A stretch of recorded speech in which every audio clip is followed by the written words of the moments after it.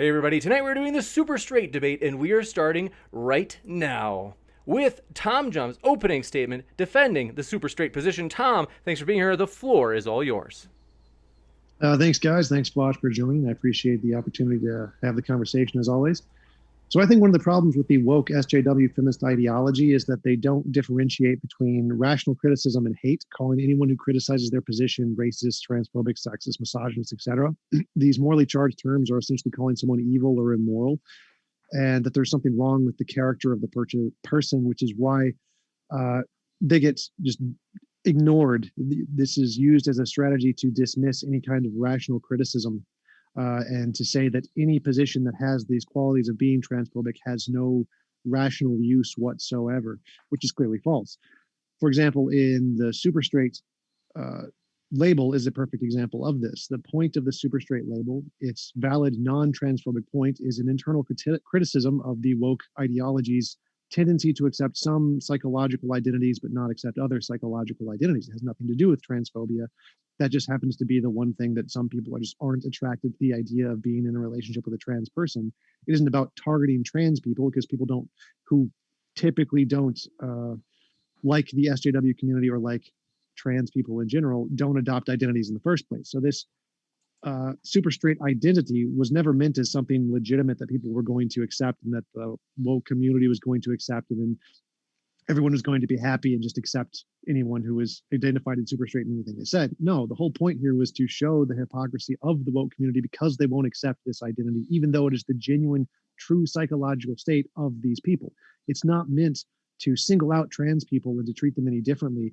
It's meant to show the hypocrisy of the trans community because they won't accept the genuine identities of certain groups, the groups who they don't think are worthy of accepting. So I think that because super straight has a legitimate use, which is not transphobic, it is inappropriate to call it transphobic. You can call certain people who use it in a racist manner or a transphobic manner transphobic, but you can't call the concept itself transphobic. Saying that it originated from a transphobic person or a transphobic goal is irrelevant. It's a genetic fallacy. The fact that if a Nazi invented some concept and in that concept was something valuable that other people in society latched onto and said, oh, this was actually a really good argument. The fact that he's a Nazi doesn't mean that anyone who uses the argument is also a Nazi. It's a hasty generalization fallacy. So because super straight does have a legitimate use as a critique of the woke community's hypocrisy, it is not intrinsically in any way transphobic, even though some people who use it may use it in a transphobic manner, and I will conclude there. Thank you very much, Tom, for that opening statement. We'll kick it over to Vaush for his opening statement. Want to let you know, folks, if it's your first time here at Modern Day Debate, we are a neutral platform hosting debates on science, religion, and politics. And we want to let you know we hope you feel welcome no matter what walk of life you're from. And so with that, thanks, Vaush, for being with us as well. The floor is all yours for your opening. Thank you. I feel very welcome. Okay, well, I'm glad that we immediately dropped the idea that this was some kind of like legitimate sexuality that we're trying to recognize and that it's in some way equivocable to being straight or pan or bi, because I don't think anyone meaningfully used it in that way. And people who argue that it is being used in that way are probably arguing in bad faith. So your argument is that it exists as some kind of critique of a hypocrisy on the part of the quote unquote woke community. Unfortunately, I think you failed to describe and substantiate that accusation of hypocrisy. If you're arguing that it is hypocritical for a group of people to say that it's illegitimate to not be attracted to trans people, and that this mistake on their part is in some way comparable to a mistake of not recognizing a sexual identity, this to me seems like a really, really big reach. And there is transphobia rooted pretty much directly into the nature of this critique as you describe it. So a couple of points. First of all, super straight absolutely targets trans people. Let's not pretend otherwise. Even if we're to ignore the history and the communities around it, I mean, the people making the critiques matter, obviously. It contextualizes the way in which those critiques are made. The term super straight, like, okay, so you're straight if you like trans people, say you're a cis guy and you like, women and you like trans women, and that's straight. But then if you don't like the trans women, only the cis women, that's super straight, as though it's more straight to not be attracted to the trans women and thus logically less straight to also be attracted to the trans women. I mean, the premise there is pretty clear. It's not like I don't think that's a huge reach. The implication there is pretty clearly like, oh, no, hold on. I'm not just straight. Okay, I don't like trans women. All right, I only like real women. I'm super straight. That's kind of how it is. I just don't see the hypocrisy here. There's this meme that trans people are like screaming and shouting, everyone has to be attracted to us, everyone has to want to date us, et cetera, et cetera. I think we're referring to an incredible minority of the broader trans community. The vast majority of trans people, let me tell you, do not want to be shacked up with somebody with whom they have to fight for the legitimacy of their identity. I just don't think there are that many woke progressives screaming that if you're straight, then you should want to have sex with every trans woman. I don't think that's happening that much. And then to go ahead and say, like, in response to these, and to the extent that they do exist, it's very obnoxious. To the extent that this minority of a minority exists, I will now play up this, like, to your admission, fake sexuality that implies trans women aren't like real women to highlight a hypocrisy. I don't think it's a broader community hypocrisy. I just think we're talking about bad behavior in a really, really, really small, very marginal portion of the trans community. So if your argument is, I shouldn't have to be attracted to trans people, okay, you can be attracted to whoever you want to be attracted to. I don't think people are out there like trying to press people's boundaries on that. People don't want to be in relationships with people they have to argue into being attracted to them. The only thing I'd argue is, trans women are women and trans men are men, I guess. And that you should, as with all things, be fairly open-minded, because it's entirely possible that the types of people you'll be interested in lie outside whatever boundaries you may have set in your head. It's only because I was open-minded about my interest that I discovered I was bisexual or pan or whatever. And, that's me. And maybe that's not the case for everyone, but it never hurts to be open-minded. So I guess in summary, I really don't think there's a hypocrisy here. And I don't think that an admittedly transphobic meme is a good way of addressing that hypocrisy. So that's my point. You got it. Thanks very much, Vaush. And we are going to jump into the open dialogue. So, gentlemen, thanks so much for being here. Want to let you know, folks, a couple of things. One is open dialogue is free-flowing. However, if it gets too rowdy, I'll jump in and restrain it to 3-minute intervals back and forth. And also want to let you know, folks, we have many juicy upcoming debates. And so don't forget to hit that subscribe button for many of those juicy debates, including this Saturday as TJump and Nathan Thompson collide for the first time. So with that, the floor is all yours, gentlemen. Thanks for being here. Yeah, so the hypocrisy is that the woke community, like, again, you're right, it's a very small minority of people who actually think that you should want to be in a relationship with a trans person. That's not the point here. The point here is that the much larger thing that does happen is the woke community wants you to accept their identities, their preferred identities, but doesn't want to accept identities they don't accept. That's the hypocrisy. And this is technically sort of a genuine identity. There are a certain group of people who genuinely don't want to date trans people. So that is a genuine identity, even though people who do that don't actually accept identities. So it should be respected in the same sense as the other ones, because they are honestly representing what they feel and believe. And the hypocrisy is, of course, the fact that the woke community won't accept their feelings, where they will try to force them to accept other people's feelings, not to date them, but just in general, their identity, accepting the identity Isn't this itself. just the attack helicopter meme then? You believe in like tri-genders, but you won't accept my helicopter gender. Isn't this just that over again, but like 6 years later? That's why it's so popular, is because it has the exact But it was same really connotations. stupid back then too. Well, Because your opinion of it being stupid doesn't make it transphobic. So the fact that you don't like the criticism doesn't make it a not legitimate criticism. So I'll substantiate. So first of all, what you're positing is the idea that all identities are equally legitimate, which I don't think anyone has ever argued for. And you just admitted that this identity was a meme. By your own admission, the identity, this super straight thing, is deserving of less legitimacy than, say, heterosexuality or homosexuality. You already acknowledged that in the opening statement that you made. Not exactly, no. So, for example, if the people who didn't want to date trans people did want to accept identities as a category, then they could actually adopt this as a true, genuine identity, because it is truly what they feel. They obviously don't. They don't care about identities. They think they're a joke. And so they adopted this as a joke to show the hypocrisy in the woke community. You can't play both sides on this. You can't say, oh, well, it's not really a serious identity, so I want it to be examined as a critique. And then when it's critiqued as a critique, you're saying, well, actually, no, it basically is a serious identity. It's just a matter of how seriously you want to take it. You can't oscillate between those two positions. It has to be one or the other. I'm not understanding your position here. So I can do an internal critique of like Christianity and say, if God exists, God's a bastard because he killed lots of babies. But I don't believe God exists. So I can say, I can present an idea and say, by your standards, this should be accepted, even though I don't think it should be accepted. So you're saying that the standards of trans people or woke community is that every sexuality should be accepted anytime a person says something is a sexuality? I think that any genuine position that you actually feel because of who you are should be accepted. Yes. But I've never heard a woke person say that. What if a person came up with the term gigastraight and it's that they're only attracted to white people or white people of the opposite sex? If somebody came out with a term like that, I would join the rest of the quote woke community in saying, in addition to that being pretty racist, I also don't think that's legitimate identity. I think you're just kind of racist and you're just trying to find a way to use our terminology to get away with it. The argument isn't that everything that one could potentially call a sexuality is legitimate. We're just trying to give names and concepts and respect to legitimate, elements of human identity. So if you're not attracted to trans people, then why would? Just if you're not attracted to trans people, and I would be interested, I guess, in examining the extent to which this is the case or the categories by which you define trans people. But if you're not, that's fine. But you don't need to create a whole new sexuality, one that you admit is tenuously serious, because you're not attracted to like a specific group. Because in this case, it's pretty transphobic, and that's really what it's being criticized for.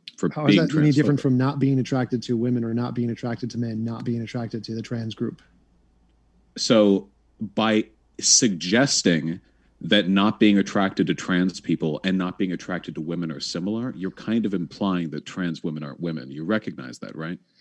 There's definitely a difference between the two biologically. So it's like a psychological state. There's a difference between trans women and cis women, but trans women are in the group woman. So this is what I mean exactly. No. You Again, can't argue the identity is not transphobic. But here is applied by the person. So as a person, someone can categorize women as biological women, and that's what they mean by women. And so trans people would not be in that category. And that would be a transphobic description, which is why it's criticized for being transphobic. It's not transphobic. It's quite accurate. Like they can define it that way. Wait, hold on. How is that denigrating to biologists don't use the term biological woman. So scientific accuracy isn't what you should be deferring to here. If your argument is that the term you use to describe women doesn't include trans women, then yeah, it's transphobic. How is that transphobic? It's just a categorization.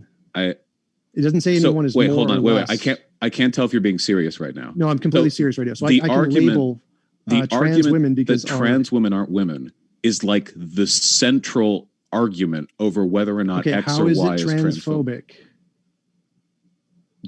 Are you asking me why it's transphobic to say trans women aren't women? To say that I think women are biological determined and not psychologically determined. The central social conceit of trans people and of political movements surrounding them is arguing that they are the gender they identify as. Okay. And determining that is not the case or saying that that is not the case is considered transphobic for the same reason that like 17th century phrenologists tried to argue that black people weren't the same type of human as white people were.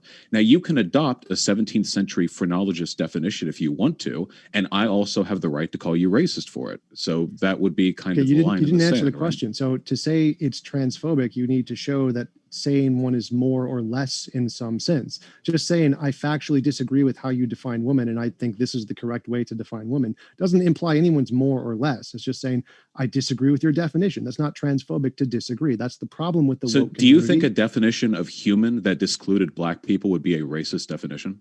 It depends. It can be and it may not be. So wait, hold on. You're arguing that there are ways in which you could define human that don't include black people, and that wouldn't be racist. Maybe if you had like some scientific evidence, if you literally thought. How do you scientifically decide the category of human? So again, this is hypothetical. Like if someone injected alien DNA into African Americans, then they wouldn't be as human as other races. So yes, you can come up with a definition. So let's say right now you had a scientist who said, oh yeah, okay, there are two species of Homo sapiens on Earth. Okay, there are humans and then there are black people. And So my definition, wait, please tangent. allow me to finish the hypothetical. And my definition of human has, you have to have below a certain melanin count. Okay. Now, do you think that'd be a racist definition? Because it's scientifically accurate. You can determine the amount of melanin in the skin. So again, that's irrelevant to the question. You asked, can you come up with a definition of human that would show one group was not the same? And yes, the obvious answer is yes. If they had DNA, which is the qualification of one of the features that makes someone human, what a human different. is a social construct. No, it's not. We arrived at that by determining. No, I don't care about your social construct ideology. It's not. Wait, TJump. That's not an ideology. You can ask a scientist if you want to. The way in which we define humans species, an empirical fact outside of any social construct? Yes, they are a species. The category of humanity doesn't exist outside of our socially constructed category. It definitely does. Wait, TJump. There's only so many layers of illiteracy that I can cut through at a moment. Let's just focus on social constructs for a second. Now, what a woman is, what woman means, is something that we kind of arrived at. We didn't understand what woman was like 300,000 years ago. How we've described what a woman is has changed over time. Likewise, our understanding of speciesation has changed over time. We describe these things in relation to how much utility they provide us. Now, it's possible to arrive at a definition of humanity that doesn't include black people, because you can arrive at a definition of anything as long as you're willing to change the definition. No. So would you think that's racist to be there are humans? Everything you're saying is just completely incoherent here. You're just not understanding how reality works. So science defines terms based off its correspondence to reality. We care about the reality thing, not the made up names thing. So you're too focused on the made up names thing, which just doesn't matter. So how do you determine speciesation? What determines whether or not two things are of the same species? Lots of different criteria.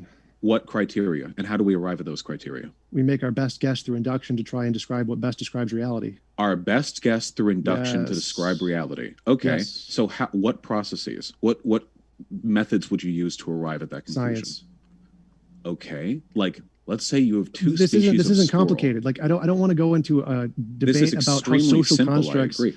Wait, why are you interrupting me? Stop interrupting me and let me finish. Okay, so I don't care about your deluded perception on social constructionism. It's false. There are factually different species. They factually exist. It is a fact of reality. You're like we put centuries labels. behind. Stop interrupting. We put labels on them to try to describe them to the best of our abilities. They do exist. So that's just, you don't get to debate this. This is a fact. If you deny it, you're denying a difference. What's a chair?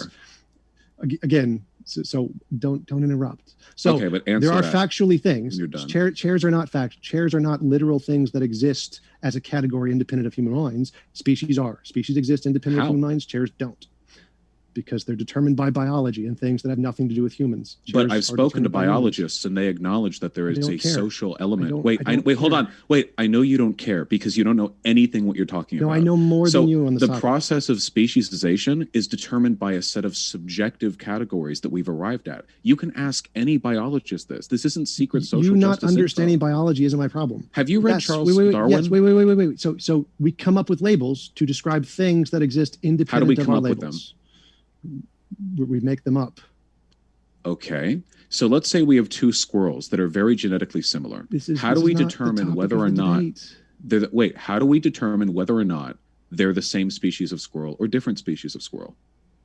We come up with a methodology that describes species and try to accurately label them. Okay, I agree. Now, is that methodology in any way socially constructed? Of course, all methodologies are socially constructed. So the methodology by which we determine whether or not two things are of different species is socially constructed. Yes, the species themselves are not. Okay. The way we determine between a proton and a neutron is a method called science, which is socially constructed. The proton and the neutron are not socially constructed. Species don't exist. So when you say the method by which we distinguish between species is socially constructed, that determines the species. There's not like two different types of species, the ones we agree upon and the ones that already exist. There are only the differences we agree upon. I don't have to explain basic philosophy to you. This is the difference between epistemology and ontology. No, hold on. Your understanding of philosophy here is literally millennia out of date. The idea that socialization determines our categorization of the world. Vaush, epistemology and ontology. What epistemology is the theory of knowledge, how we learn things. Ontology is the facts of the matter independent of how we know things. We can keep talking about one thing. We can keep going, but we are unless we can Off quickly topic, tie yes. it No, back it's to the still, topic. James, I would love to reel back to the thing. The problem is the statement that saying trans women aren't women isn't transphobic because definitions are objective is a statement so far removed from reality that you have to go all the way back to epistemology before you can even begin to correct how many ways that's incorrect. No. Definitions aren't objective, but if the definition refers to something objective, then that's the thing they're talking about. So if they make a definition that is meant to refer to an objective feature of the world, how do you know what an objective feature of the world is? Science. How do you arrive at what an objective? Okay, so there are two types of speciesation. There's the stuff that we describe, the concepts that we arrive at through socialized processes. And then there's the objective species difference that you say exists ontologically. Now, how do you determine what is ontologically correct? Epistemology. We use epistemology to try to learn about ontology.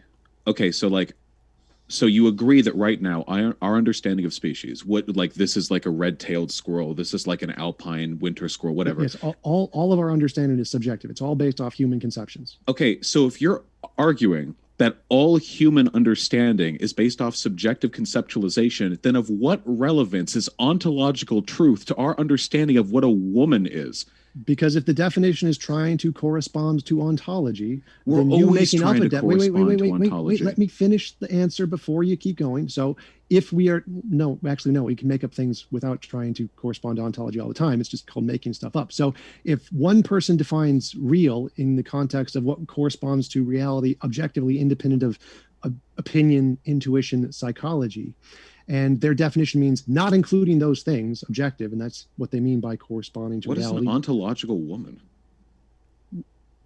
Whatever the metaphysical God who knows everything could define woman as, that would be it. Is there a way for humans to determine what an ontological woman is? With the best technology, we can infer with induction, yes.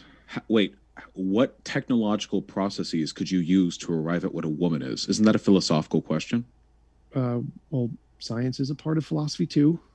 Okay, so what is the ontological woman? How would you arrive at this determination? We would look at speciesation from the course of human history and determine the similarities between the major different sex groups and what their relations are. But we're not talking about sex, right? We're talking about gender.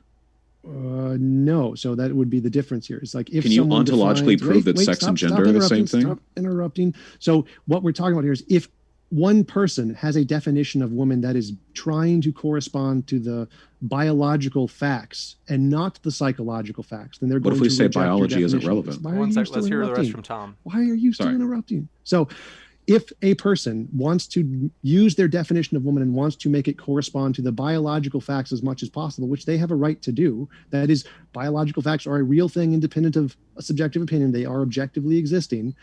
They have the right to do that. Now, you can define woman differently. You can say you want to include the psychological facts, but they also have the right to do the opposite. And it's not transphobic. They're just disagreeing with you on what the definition sounds like you're saying it's subjective. Yes. So both definitions are all subjective, but they're trying to get their definition to correspond to reality independent of all the subjective stuff, whereas you are adopting the subjective stuff. Well, no, I would argue that it's actually the opposite, that you're post hoc justifying social biases, and I'm the one who's trying to arrive at the heart of what is ultimately a linguistic distinction. I would actually argue you're engaging in a much greater degree of subjectivity than I am, and I think there's way more philosophy backing up the ontological relevance of my position than yours. So the definition of objective is true, independent of intuition, thoughts, opinions. Wait, hold on. So if you acknowledge that it's subjective, that what a woman is subjective, then couldn't you make the argument that some subjective determinations are going to be bigoted and some aren't? Yes, but that has nothing to do with anything I said. So, like, for example, the word woman, I could say this cup is a woman. I can make this cup a woman just by arbitrarily defining it whatever we want. Sure. But if I want to say that I want my definitions to correspond to reality, then I want something in reality that maps onto this idea. So the word woman would map onto some similarities between reproductive organs and that relation between species across time and what not is to the me. Most, yes, obviously not to you. So that's fine. So if I'm saying I want my definition to correspond to reality in this way, and I don't want to have any subjective intuitions, opinions, because those are the opposite of objective. I want objective things only. So you're still doing the subjective determination to decide that biology has anything to do with the definition of womanhood. Yes, but I'm trying to make the word correspond to an objective thing, not a subjective thing. So I want to say that this objective feature of reality that exists independent of human opinion is what I'm going to base my Couldn't you just say definition that a off of. woman is anything that's blue? And that way you Yes, have like another a cup. subjective definition. Yeah. Well, that conforms to objective reality because whether or not something is blue is pretty objectively determinable. So maybe Sure. whether or not something is objectively determinable is less important than how much social utility we get out of a given definition. No. So again, we're trying to make this idea correspond to what most people mean by the word. So what most people mean by the word, obviously there's social utility there, is corresponding to this thing in reality that exists independent of our opinion. So you can use the word to mean other things, or you can use the word to mean that objective thing that exists independent of opinions. Right, And exactly. both of those are fine. You can subjectively choose either one, but it's not Exactly. racist or transphobic to choose the other. It's So just a disagreement. So I ask you again, okay, but you can disagree in ways that are racist or transphobic, right? So for example, you can disagree with I don't me know. that you want to say integrate schools racially. You can have a different opinion, but Sure. the opinion can be racist, right? Like if Sure. you don't want black and white kids learning together, that can be like a racist thing to believe. And it also can be not racist. It can be like you could have some kind of justifiable reason to believe that, and it has nothing to do with racism. Like you just genuinely believe it would be better. But since we've agreed that the methods by which a person determines what they consider to be true have a subjective focus to them, like, for example, your subjective decision to incorporate biology into your definition of womanhood, and my subjective determination that self-identification should be the case. Since people use subjective matrices to arrive at whatever definitions they choose, don't you think it tells something about somebody that people would arrive at a definition of woman, which is completely antithetical to the broader political interests of trans people, denies them their identity and legitimacy of their existence, and contributes to broader cultural norms that lead to that's their a harm? hasty generalization fallacy. So I not can what literally that say means. that, yes, it is. So that's exactly what it means. So if somebody does thing X, like categorizing women as biological, then they are racist. That is a hasty generalization fallacy because there are other reasons they could do that, like saying if they tend to prefer the hard sciences over the social sciences or biology over psychology. It has nothing to do with liking or disliking or thinking one group is better or worse than another. They just literally think this category of information is more important than this category of information. So they use this information. So how do you determine which types of information are more valid to use when constructing a definition? Is it subjective? Yes, usually you go based off evidence, though. So don't bigots tend to subjectively determine definitions and worldviews that inform a bigoted perspective? Like say non-bigots do too. Like say, for example, a person deciding that black people aren't human because they arbitrarily decide that a melanin content in your skin is one of the determiners of what makes a human? Yes. So some bigots do bad things, but wait a minute. There are some non-bigots who also do those things. That's not what I'm arguing. Wait, hold on. That's not what I'm arguing. So the original question was, why do people consider the super straight thing transphobic? Oh, well, actually, then it got boiled down to why is it transphobic to say trans women aren't women? Which the fact that this is something that needs to be argued is preposterous to me. But the question is can you label women and trans people in different categories for non-racist reasons? Is that is it logically possible? Well, no, the separation of cis women and trans women, the removal of trans women from womanhood would by its definition be transphobic. How that would, no, that's clearly wrong. So just what does bigotry mean to you? Treating people differently. So like if you treat one group as less or greater than another. Okay. So like I could say trans people are greater than women. I could say trans people are the greatest thing ever. And I'm now separating them into a different category. That wouldn't be transphobic. That would be womanphobic or cisphobic. So no, just differentiating the categories doesn't mean there's phobia anywhere. There's no differentiation. Saying, what if you said like black people aren't human, but black people are like super, super cool? Would that be a racist statement? Like they're super, super cool, but they're not human beings. Racist against white people. You think that would be racist against white people? Okay, I see. Black people were the superior race. I think so. I think that's what it means. All right. Interesting. Did I get that wrong? Did I misunderstand your analogy? Because I thought you said black people are the superior race, and I think that would be racist against the other races, wouldn't it? They wouldn't be humans in the definition that I provided for that hypothetical. I think black people care about being considered humans.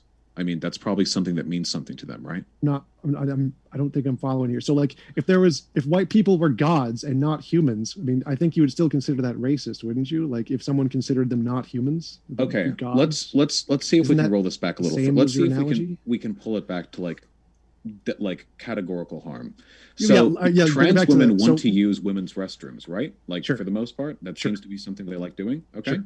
So let's say that everyone in the world adopts your perspective that trans women aren't women; they're their own thing. Would you let them into women's restrooms? Yes. My differentiation of their category has nothing to do with changing their rights in any way. So I'm not against trans women using restrooms. I just like to use biology as my basis for coming up with definitions. Rights should be all fine. I don't care. But they wouldn't be women. So it'd be like women and trans women's restrooms? I don't think there should be like a biological filter that prevents people from going into a bathroom if they're not the right biological X and Y chromosome. No, that's not the same thing. So my definition of women here is just, I think that we should define things like in a more objective sense related to biology, something Well, again, it would be an objective sense if you said that everything that's a woman is blue. That would be like an objective determinant. No, I don't want to go down the social constructionism route with you again. That would be objective. Everything with a wavelength particle between X and Y nanometers, that's what a woman is. That's very and it's objective that I'm thinking of a Right. unicorn. That's also objective, but it's also subjective because it's about opinion. So I don't want to go down. So is the your subject- decision to I don't- incorporate I don't- biology I into your don't- argument I here. don't- I You don't already want to go down- acknowledged that. You acknowledged the decision to incorporate Yes, biology all into your methodologies definition are as subjective. That's fine. But if a subjective choice to go with an objective fact is superior to a subjective choice to go with a How do you subjective determine fact, what's superior?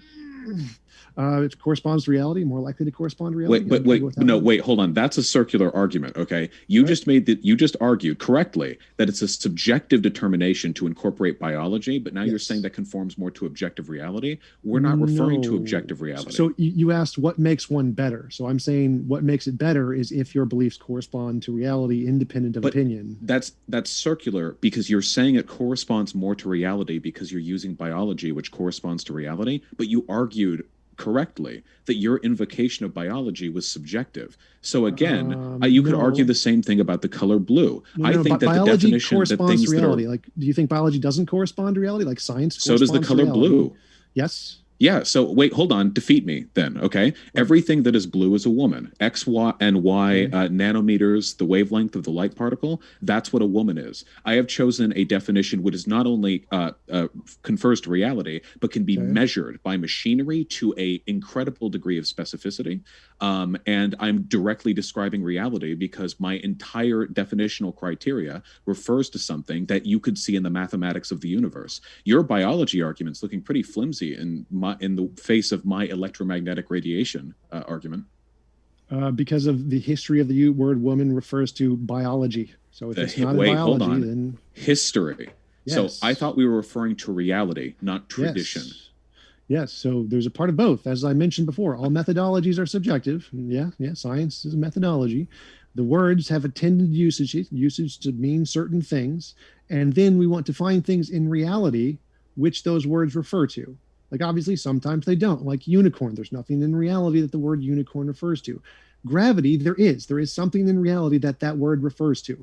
We use the word to describe stuff falling, and the stuff falling is caused by the curvature. Wait. I'm going somewhere with this. So if we see something falling and we use the word gravity to describe that phenomenon that we are seeing, and then you say, no, gravity is anything that's blue, like, no, we want to describe the phenomenon, this specific phenomenon that exists independent of our opinions. You can call it whatever you want. I don't care. We're using the word to describe the phenomenon. So if people use the word woman to describe the phenomenon of biological sex differences, then the fact that your choice to make it describe blue is irrelevant. You can do that. Go for it. We're going to make our words describe the real thing to which the word refers to. How is it real? Independent of our imagination. How is what real? How is what you just said more real than my argument? I don't understand the question. How is your biology definition any more real than mine without deferring to subjective appeals to tradition, like historically biology has been what we've used? Because we use the word to refer to a phenomenon. We don't use the word to refer to a blue phenomenon? Wait, blue wavelengths are a phenomenon. What? Wait, the color blue is a psychological phenomenon. I think I understand your Color only question. So we came up with the word to describe something we saw a long time ago, and then that thing that we saw exists. So we came up with a word to describe the thing we saw. If a million billion years ago we came up with the word woman to describe blue things, then you'd be right. We didn't. Wait, again, you're referring now to historical appeal, which is the definition of a fallacy. Fine. See, Wait, the problem is what No, you're doing appeal is to history is not a hold fallacy. on, hold on, History hold on. is You've gone evidence. off for a while. One sec. What you're doing is the definition of a post hoc rationalization. Your philosophical backing here is incoherent. You defer to referring to reality, but then you acknowledge that the decision to refer to reality is subjective, and then you say that actually it's more objective in that case because you're referring to something that has historical precedent, but then you argue that other things don't have the same like etymological precedent, which I thought you were describing reality. Are you saying then that the deference to real phenomena is in any way like modified or made more or less preferential based on historical input? How would we change Yes. scientific definitions that way? And additionally, if that's the case, you still haven't given me a deterministic criteria for why we would ever use biology to describe women instead of the nanometers of between the crests of a wavelength of an electromagnetic particle. The problem is we are so far away from the actual argument right now because you were so unwilling to cede philosophical positions that people were figuring out when they use sundials to tell the time. Well, no one in philosophy. Wait. Hold on, I'm almost done. I'm almost done. Okay, The fact that we're trying to describe like the extent to which social constructs influence ontology and epistemology, when we're trying to, you're arguing the position it's not transphobic to say trans women aren't women is insane. If you really want to like go in the hard social constructionist route, which you seem, by the way, to retreat to every time your objective argument falls through, then I would simply say this: Never bigotry against a social minority is usually described as something which marginalizes or disadvantages them. And in case you hadn't noticed, trans women really like being referred to as women. Hence, a decision to not do that socially would contribute significantly to harm against them. Hence, it would be a bigoted decision. You can argue that it's justified bigotry, which would, by the way, be a position you could argue without sounding like a lunatic. But the argument that that's not bigotry is ridiculous to me. If you want to argue that it's justified bigotry against trans people, then that's the same argument I've had against a million other people. But this, like, it's not transphobic to say trans women aren't women thing is like, where do we even go from here? You know? Yeah, everything you just said is completely incoherent. So yeah, all scientists, philosophers agree with me. Yes, we come up with words in history, in the past. We make them up. Words are completely made up by humans. They didn't exist in the universe before humans made them up, but we made them up to describe things that exist. So there's a history of people using this word to describe something in reality, and we try to describe the thing in reality to which the words refer. The word woman has been used to refer to something related to biology, usually referred to XY chromosomes, gametes, those kinds of things. That is a very accurate description of how the word woman has been used throughout history. So it is, if you want to make the word woman correspond to something in reality independent of opinion, that would be it, which is completely legitimate. It is not bigoted to class people in different groups if there is an objective difference, because you're not saying anyone's better or worse. Between every single individual on Earth. 1 second. Yes, there is. And they're different groups. We'll let you wrap up, Tom, and then we'll go back to Vaush. So yeah, it's not racist to class people in different groups unless you're saying that because they're in this group, they are lesser or greater than. That's not what I've done and not what many people do. The fact that you want to prioritize biological criteria in defining them has nothing to do with establishing their worth as human beings. The fact that they like to be called something is irrelevant. If I like to be called King Henry VIII, and you're not calling me King Henry VIII, that doesn't disadvantage me. I don't care about your psychological feelings here. I care about like taking away your rights to buy houses or go into bathrooms or whatever. That would be a disadvantage. What you like to be called, I don't care. So just classifying people differently, if because your classification is based off some empirical objective facts, not based off of opinion, it's perfectly fine. It has nothing to do with racism, as long as you don't say they're better or worse in some sense. Right. So the whole racism begins and ends at saying one group is better or worse than another is like a child's understanding of bigotry. There are many ways in which you can arbitrarily construct categorization to disadvantage groups without explicitly saying they're worse. What about people who defer to like early documents from the founding fathers to say that only white people in America... Wait, hold on. What about people who defer to old texts to say that only white people in America are actual Americans and that everyone else is just like an occupier or like a cohabilitator or something like that? If you wanted to go back and nitpick stuff the founding fathers said, you could probably make that argument. I mean, a lot of them were pretty goddamn racist. And then you would say, and then you say, hold on. We're not saying all the black people here in America are worse or less of people, but they're not Americans. Now, you may argue this is a meaningless categorical distinction, and it's similar to what you're doing right now. But the fact of the matter is that there are real consequences to engaging in behavior like that. First and foremost, it's an arbitrary designation that doesn't seem to serve any purpose other than marginalizing that group of people. If you don't like trans women, just say, I don't like trans women. Trying to argue in bad faith about epistemology as to whether or not they actually women is really, really weird. Just be specific with the criticism and with the groups that you're denouncing. When I say, for example, I don't like X or Y group here in America, or I don't like this behavior or that behavior, I don't try to stretch pre-existing definitions to try to find ways to ostracize them without actually having the guts to specifically say they're worse than me or they're better than me. Fact is, trans women want to be called women and trans men want to be called men. It means a hell of a lot to them. And we have collectively socially agreed, and this is all a social process, that denying them the right to be referred to as the gender they identify as is something that harms them, something that's prejudiced against them. I can't argue against this. If you want to retreat back to an primitive epistemology to try to argue that actually it's not bigoted to use categorization to marginalize, disadvantage, and ostracize minority groups, that's an impossible position, not only to defend, by the way, but to attack. It's not even wrong. It's not coherent enough to be attacked. If we want to talk why don't we just talk about the super straight thing? Why can't we just you brought all this stuff up. I didn't. Marginalize trans people. It's an inaccurate critique that doesn't need to be taken seriously by your own admission, and its existence seems to hurt trans people. It seems to me like a pretty clear-cut thing to criticize. Hasty generalization fallacy. That's not what a fallacy is. No. Okay. So expert in philosophy who does know fallacies, not someone who knows fallacies. Sell me. Why should I support the super straight movement? I'm woke. I like people's identities and I support people's right to fuck who they want. So sell me on it, So the reason to support the super straight movement is because it points out the hypocrisy of the woke community. So if you don't like the woke community, hypocrisy? The fact that they accept some identities but not others. That's not a hypocrisy. That's fun. Wait, hold on. You're okay. Wait, hold on. You're okay with me shaking your hand but not punching you in the face? I thought you were in favor of all forms of hand-based physical contact. What? Nobody in the left has ever said they accept all identities. What about neo-Nazis? This is such a fragile criticism. You claim to be accepting of all identities. You're okay with trans people, but not neo-Nazis? The hypocrisy of the left. I'm technically okay with all identities. I don't care what your identity is. You can identify as a attack helicopter. I'm fine with that. I don't care. I don't care about your identities. Okay, but nobody on the left has pledged to support every identity that exists, because this would include every political identity that has tried to hurt them as well. So the argument here isn't that literally every identity. The argument is that you have such no, it's not. So the argument is that there is such a broad spectrum of identities listed. Just watch a Blair White video where she just goes through hundreds of them. And is that where you get your understanding of the woke community from Blair White videos? No, but she's a good example because she makes this argument. So a good reason to know this is a legitimate argument made against the woke community and why many people accept this super straight label is because the proponents of the anti-woke community say this. The people with hundreds of thousands of followers are literally saying the things I'm saying, that, yes, this is a good argument because it shows the hypocrisy of the woke community. That's the reason they're accepting it. Not because of transphobia. Because what argument is that? Wait, hold on. Who?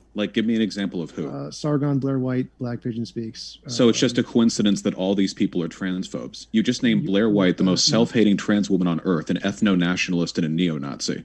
You don't think it's not because they're transphobic. Wait, hold on. It's not because they're transphobic. Hold on. It's just a coincidence that everyone pushing for this publicly is transphobic, Yeah, I don't consider them transphobic. You're subjective. I know you don't, because to you definitions are just trapeze, escape traps that you can they're like escape rooms. No, I care about science. You care about made up psychology. Psychology. You already acknowledged that definitions are a socially determined process. You keep backing up to actually I defer to objectivity, but you don't. It's just a coward's retreat that you go to when you can't. You not understanding how science works isn't a problem with my ideology. So yes, words are socially constructed, and if you try to make them correspond to reality, that's what trying to make them objective. What is reality? Oh no, wait, we're not going down the illiterate epistemology. So my question. So hold on, wait. Sell me. Wait, hold on. Sell me on the super straight thing, okay? Because the argument that the woke left wants all identities to be valid isn't and never has. Again, I already addressed that. So the fact that you have an arbitrary criterion for what should be accepted based on, yes, it is. So if you have an arbitrary, wait, stop interrupting. So if you have an arbitrary criterion for what you think should be accepted as an identity based off of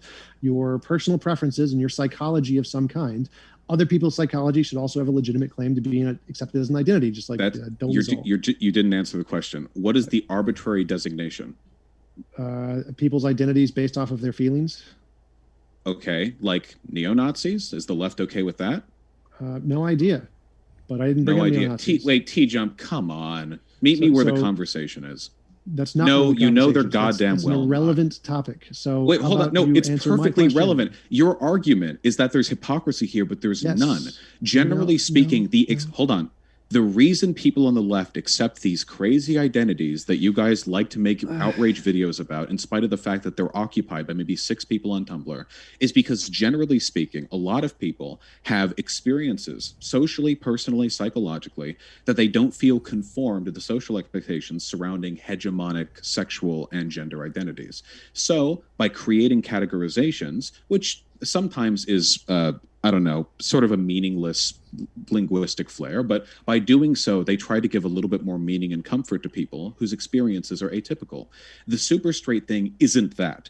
That's not its origin. Because that sounds exactly like what it is. You already acknowledged right off the bat that it's a criticism similar to the attack helicopter joke. You've already said it's not what I just described it to be.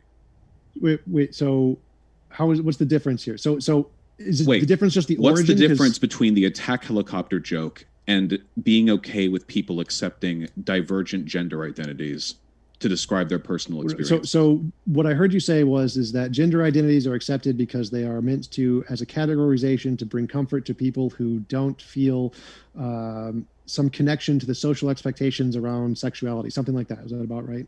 In part, yeah. They're not criticisms of some broader existing category. So super straight, that would apply literally to, there's a group of people who you already acknowledge that it's not a serious identity, though. You can't back up to the identity argument. I'll address that in a minute. So there is a group of people who have a sexual identity which does not correspond to the social expectation, and they created a term. Wait a minute. And they created a term to give themselves comfort. So that label could be applied to everything you just said. Now, obviously, the origin is different because they don't accept identities, so they don't take identities seriously. But given your own definition of what this is, that would fit on all of those criteria, other than the origin thing. Only if you were dishonest. You already admitted it's not taken seriously as an identity, and it's used as a criticism. This is what I mean by you back and forthing like a coward. It's not. Wait, hold on. It's an identity when it's convenient for you to be an identity, and then it's a criticism when it's convenient for you to be a criticism. You can't, like, I hope anyone watching this recognizes this back and forth has taken place about a dozen times, and I pointed it out every time, and you still keep doing it. So additionally, even if we're moving beyond the broader criticism here, the premise of the super straight label directly invalidates the legitimacy of trans people, and for that reason, the left would never accept it. You think it's hypocritical for like the left to say we accept trans people, but we don't accept anti-trans identities? So just based off of the criteria you listed of what a true identity is, it is a word, a label that gives if you comfort. want to twist the definition I gave you, you could describe I don't want to twist it. I I definitely do not want to twist it. I want to try and use what your accurate definition was. Can you respond to the criticism that I've levied then, rather than trying to twist everything that's ever existed? I'm trying to do that. You keep interrupting. So the point here is this is an internal critique. So yes, the super straight label is a criticism of the woke community. The reason it's a criticism is because when you apply the woke community standards, the things you just listed, this would fit as an identity just like the other ones. How does it fit except the woke for community the standard? genetic fallacy? Wait, genetic fallacy? Yes, the origin fallacy, saying it was created for this purpose. Is an what about the fact fallacy. that the central premise of super straight is that trans women aren't women? Wouldn't that be a good reason for woke lefties to not accept it because they don't believe that? Not based off of your definition. So your definition, I think, I want to make sure I'm. So wait, hold on. Wait. You keep repeating the definition. Let me be perfectly clear, okay? Sure. I just explained people creating an identity to explain divergent sexual or gendered characteristics. First of all, being a straight guy who's not attracted to trans women is not divergent, okay? It's not some oppressed minority that's yearning for it. Hold on. Come on. That's like yearning for acceptance. Second of all, the inherent premise of being super straight is that trans women aren't women. And if you wanted to, you could just say, keep in mind all of this whining and crying. You could just say, I'm a straight guy. I don't really know if I'm attracted to trans women. That's all you'd have to say. And I think in almost any place on earth, that would be treated with a perfect degree of legitimacy. Sure. This rhetorical flourish exists exclusively with bad faith, ascribe the legitimacy of a sexuality to the premise that trans women aren't women. That's why you keep jumping back and forth between identity and criticism. It doesn't actually hold up as an identity, but you're trying to use the rhetorical flourish of a sexual identity when really all you're actually doing is saying trans women aren't women. Why would the left ever accept the legitimacy of an identity that delegitimized trans women? You're not supposed Any other to accept it. sexualities on the left? The point is that you won't accept it, even though it meets the vast majority of the criteria you just listed. The vast majority of. Well, the invalidates trans people just happens to trip one of the red flags. The left's never going to. Okay, that's nice. So does it meet the other ones? Does it meet the one that this is a sexual identity of people who already acknowledged it's not an identity? Why do you keep doing this, man? A hypothetical identity. Hypothetically, okay. I see. So is it a label for a sexual preference that does not conform to a certain subset of society's expectations that can make people feel marginalized? Do all of those fit? Because they seem to fit. First of all, nobody's marginalized for not being attracted to trans people. Like, no matter how hard you want to run that down, I do not buy that premise. Whatever victim complex you may have. Just labeled a transphobe and fired because he wouldn't date or wouldn't do a sex scene with a trans woman. So yes, that does happen. And I'd like to see the context. Wait, hold on. It happening once or a couple times is not the same as broader social marginalization. Wait. You just listed like there's a bunch of names for people. There's like 6 people who identify as this. Like yes, it does. So that's a legitimate. If those 6 people get a legitimate identity, so do these 6 people. So you're saying that the person who didn't want to work with a trans person should identify as super straight? No, I'm saying they could. They would fit this label. So as a marginalized group who has a sexual preference that doesn't meet the social expectations like you defined it, this would fit all of those criteria that you provided for your Except for the really critical one, that the super straight thing inherently invalidates trans people. Okay, so it meets all the other criteria, though. You realize that's a really, because otherwise you could make a sexual identity for anything. I'm giga straight. I'm not attracted to black women, you know? Wait, hold on. I'm mega straight, actually. I'm not attracted to Jewish women or something. Otherwise you could get away with producing any kind of sexual identity. Sure. So you listed a whole bunch of criteria and all of them except one are met. So you realize the entire... Wait, hold on, really quick. Wait, hold... No, please. I'm making an argument, please. This is very critical. The entire debate, I have been criticizing the super straight thing on transphobia. You are incredibly obsessed with now trying to find some ledge to grab to justify the sexuality angle in spite of the fact that you disavowed it in the first 30 seconds of your opening statement. What was the point? Obviously, the issue is the transphobia. So again, you not understanding... Back to it, but just so we both get your points in. Tom, do you want to go back to that?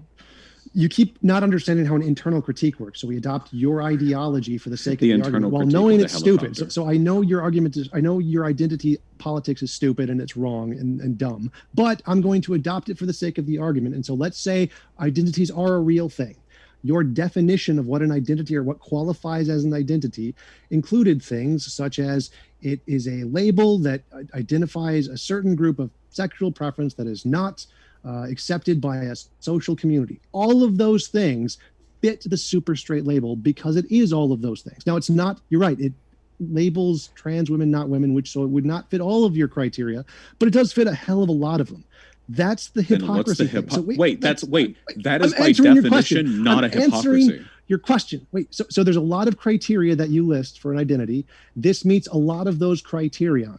So to us, it seems like the vast majority of the criterion have been met by this standard, and you not accepting it means your hypocrisy. That's your hypocrisy from our perspective. So whether or not you accept it or not, it doesn't matter. This is from our perspective. It looks like hypocrisy because all of these criteria are met by this thing, just like it is for those other things. So this would look like hypocrisy to an idiot. From the beginning of this to the end, from point A to point B, the problem has been the transphobia. And you're saying, well, it's hypocritical of you to have this standard for this, but not for this. Oh, wait, it actually is the same standard, but it hits most of the criteria. Anything can be considered an identity. Like I said, neo-Nazi can be considered an identity. Literally all of the human experience. The word identity is extremely broad. The critical distinction here is the transphobia. That's what we've been arguing about this entire time. So your argument, hold on, that it's hypocritical would only be legitimate if you ignored the transphobia problem, which is the main thing people say about super straight. There are 2 things progressives say about super straight, both of which you've acknowledged. First of which, you said it's not a real identity, that it's done in bad faith. You said that from the beginning. You said it was the same as the attack helicopter joke. So, I mean, you can back and forth that all you want, but you opened, and I appreciate you seeing that at the beginning. I agree with that. Right. And the second point is that it's transphobic. which is, and then we had to argue the definition of transphobia forever. Which I but proved yes, was not. I proved it was not. you didn't prove that's okay.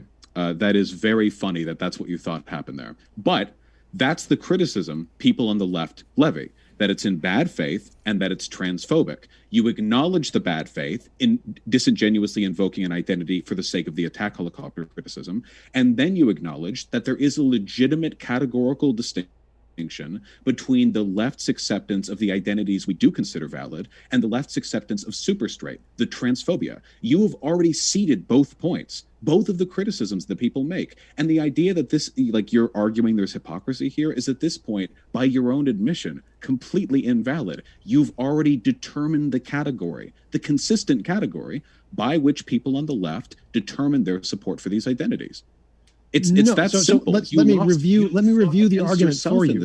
So obviously it's a criticism of the SJW community created on our side, which is fine, but an internal critique means that we apply it to your ideology. So but it's not. You didn't reveal any inconsistency. Don't interrupt. So you assuming it's transphobic, which I proved was false. You can label trans women and women in different categories without it being transphobic. You don't have to say one is better or worse to say they're categorized in different categories if you're labeling it based off of biology. It doesn't mean you have any bias. It doesn't mean you're bigoted. It just means you define the word based off of this feature of reality rather than psychology. There's literally nothing transphobic about that. So if it's not transphobic to label these as two different categories, and you can use super straight and it meets every other one of the criteria, and now it meets your trans one too because it's not transphobic, it's now met all of your criteria. But it doesn't. It meets our definition of transphobic. And you can say you disprove that it was transphobic. And again, that's a spectacular interpretation of events you have back there. But by the left's definition, a consistent definition we have, by the way, trans women are women, trans men are men, et cetera, consistent definition, bulletproof even. You can disagree with the internal premises, but it is consistent. By that definition, we have a consistent way of deciding which identities are valid and which aren't. Or it's one of the, if there was like a racist, like Giga Straight, I'm not attracted to black women thing, that also you can't be racist, et cetera, et cetera. Right, that was the hasty generalization policy. So again, the idea that there's hypocrisy here is factually incorrect because you have identified the existence of a consistent standard. Remember, hold on. That super straight flags and other identities we accept don't. Our definition of transphobia is consistent in our... No, it's not. Wait. Saying trans women aren't women is, by our consistent standard, transphobic. That's a hasty generalization fallacy. That's false. Not. Wait, hold on. I can't anyone teach you who a adopts that fallacy. ideology is wrong. Hold on. Vaush, Give you a chance to wrong. really pithy wrap up, Vaush, and then we'll go over to you, Tom. Oh, yeah, sure. TJump is not even wrong on this. I don't even know if I can really say I won this, in the same way that I don't necessarily know if I could win a debate with a person who doesn't speak English. His understanding of basically every big brain like dictionary word he tried to pull out here, from ontology to epistemology to social determination to speciesation to like all the fallacies that he miscited, is indicative of I don't know if it's arrogance or what, but man, so we've disproven his point using arguments he gave us. First and foremost, he acknowledged that the super straight thing is not being done in good faith. It's not an identity. And that's not what that means. I can't. You can, if you're ever curious what, if you're ever, wait, hold on, TJump. If you're ever curious what TJump is saying means, you can actually Google it, and I would encourage you, because there is a spectacular range of difference between the words that he uses and the way he uses them and the actual definitions of those words. So the two key, victory medals that I'm wearing on my neck over here are thus for. First, he gave me the win in the first 30 seconds. This is not an identity, and it's not treated as such, and it's not considered such by the people who promote it. And second of all, the left has a consistent definition that we use to determine the legitimacy of identities. Don't be transphobic by our definition of transphobic, or if you don't want to use the word transphobia, acknowledge the validity of trans people's identity. That's a consistent standard.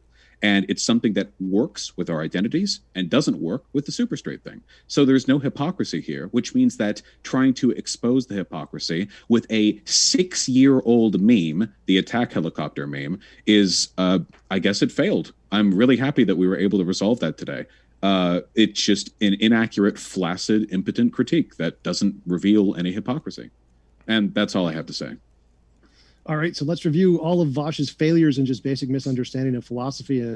So genetic fallacy is the fallacy of origins that says that its origin is in somehow discrediting its current modern context. That's literally what the fallacy is. You can Google it and what it says. So its origin doesn't matter to its current context, the whole point. So yes, that is a genetic fallacy. Hasty generalization fallacy. He's saying that anyone who labels trans women as not women is a transphobe by his definition. That's a hasty generalization fallacy. There can be legitimate reasons to label them in different categories that have nothing to do with bigotry or saying any is better or worse, which proves that labeling them separate things is not transphobic. It's not evil. There's no bigotry there because there can be reasons to do it that have nothing to do with bigotry. So it's a hasty generalization fallacy to say that anyone who does this is racist. Hasty generalization fallacy. Nazis breathe, you're a Nazi. Hasty generalization fallacy. That's the second fallacy. Epistemology, study of knowledge. Ontology, study of what exists. Yes, I do know what these words mean. Vaush is an idiot. So, as I have proven that you can label trans women as not women and not be transphobic as long as you don't have any bigotry involved in there. It's not about better or worse. It's just a category. Then no, it's not transphobic to use the super straight label because you haven't said they're better or worse in any way. You've just stated a personal preference. So it meets every single one of his proposed criterion of what an identity would be, other than its genetic fallacy origin of not meaning to be a literal thing. So in an internal critique of his worldview, it would meet all those things, which would prove hypocrisy, which would prove the point of Sargon and Blair White and Black Pig and Speech, that yes, this does demonstrate the hypocrisy of the woke worldview because their own standard fails because they just reject things by subjective opinion. Bubble, we are going to jump into the Q&A. I want to remind you folks, our guests are linked in the description. First time I'm mentioning it, actually. So we do encourage you. You can click on those links right now. We do appreciate our guests and want to remind you folks, please attack the arguments instead of the person, as always, being your... You know it.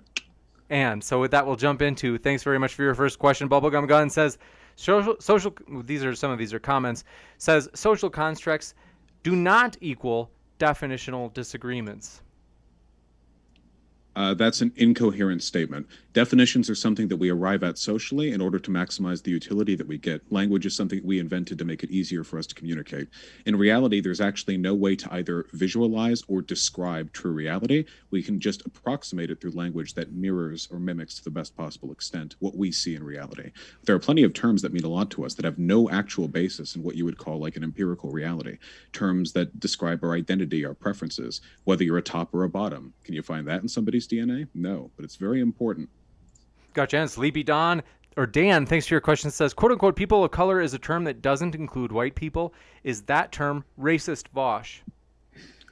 It's racially discriminatory in like the groups it refers to, but like the word black doesn't refer to white people, and the word like Coca-Cola doesn't refer to what. I'm not entirely sure what that means. If the argument is that the term POC should also include white people, then that would kind of invalidate the reason it exists, which is essentially to say non-white people, but, you know, I guess in a more woke or academically relevant way.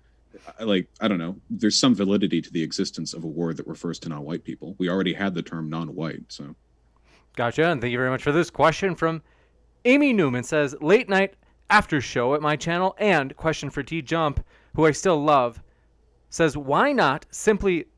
Amy Newman was saying they love you, Tom, not me. Said, why not simply call yourself straight and then not date transgenders? For the exact same reason that, it's the argument that you're making up language and trying to make other people accept your language. Well, they're doing the same thing. They've made up language, so why aren't you accepting their language? You could just use the word, say, you are a biological man and you have surgery. Like, why don't you do that? Oh, well, you don't want to.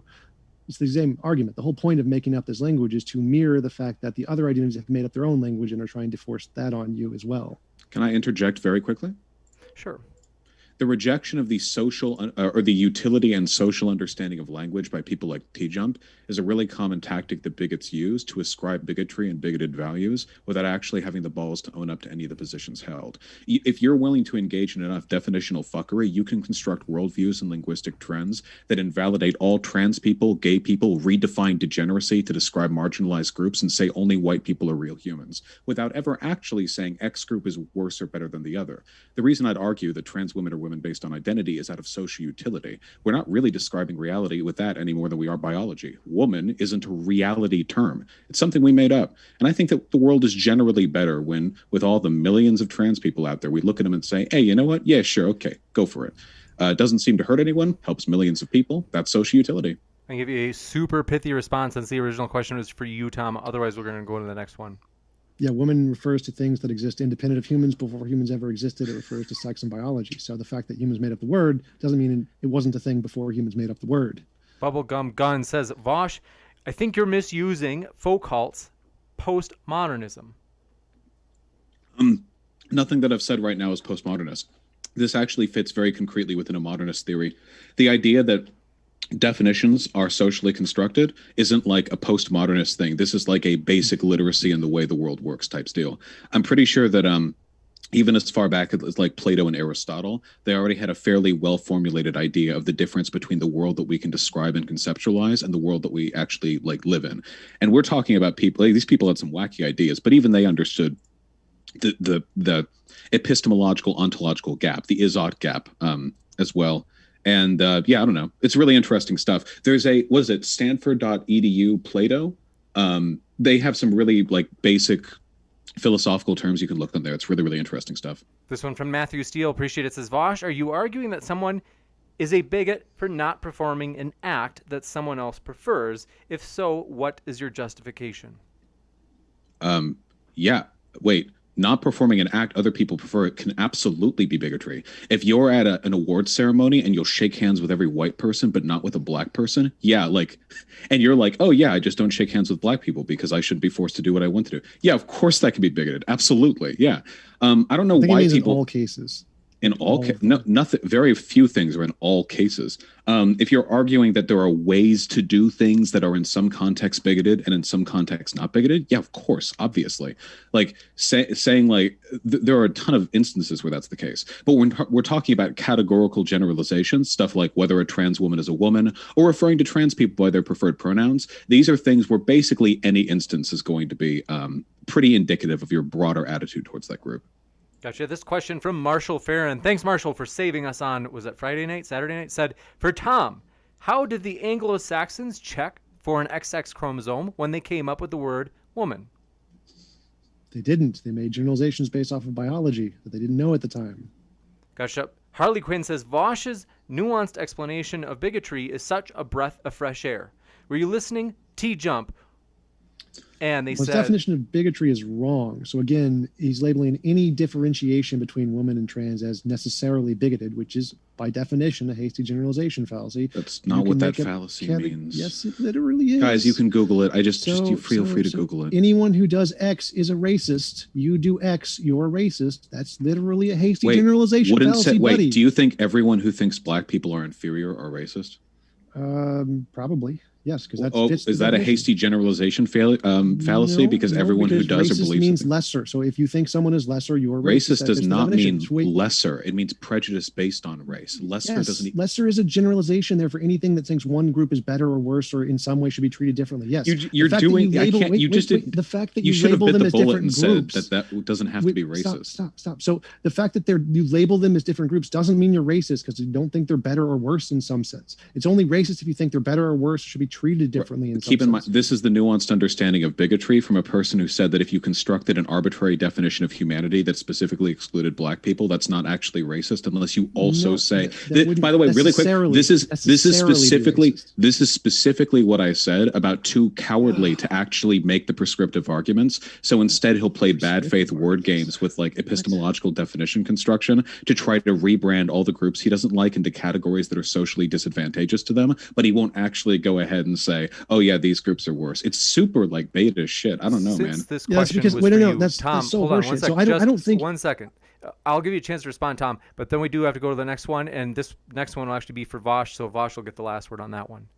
So I'm on record saying I would date trans women. So I have absolutely nothing against trans people whatsoever. I'm representing this position from a logical position, and Vaush is doing his dumbass woke shit where he thinks that people, because they hold this position, must be evil or have some bias against trans people, which is obviously false. So you just said that, Vaush. Shut up. So as I said, you can hold a position and make delineations in reality without them having anything to do with racist or bigotry. That's why the woke community is so dumbass, because they can't differentiate criticism and differentiations between reality have nothing to do with personal bias. And all they can do is make an appeal to motive and say you're being evil without addressing actual criticism. Very quick correction. I've actually never talked about individual bigotry over the course of this discussion. It's only been the premise of bigotry behind saying trans women aren't women. So ascribing my accusations of bigotry from a broader idea to an individual is fallacious on your part, TJump. Just quick reminder. Bubblegum Gun you says... literally said yours as in mine, so not.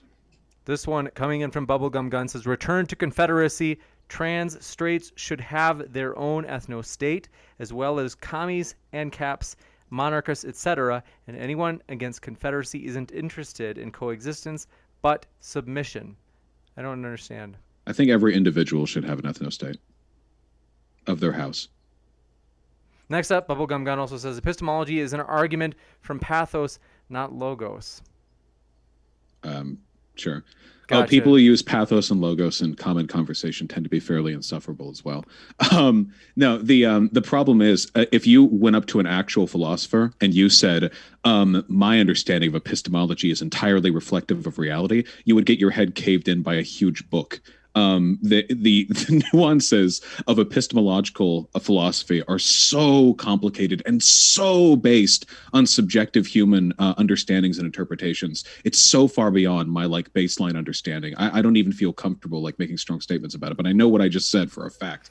So I got to respond to that real quick. So actually, no, 80% of scientists and philosophers are realists. So they believe that it actually does correspond to reality and no one accepts his social construct as garbage. So yes, it's made up by humans. Oh no, he doesn't know what realist means. Oh no. Yes, scientific realists, as in science being a scientific reality. realist and believing in social constructionism are not mutually exclusive at all. And I strongly encourage you to read the basic literature on this. You're so dumb. Everyone Next understands. Please, man. We have to go to the next question.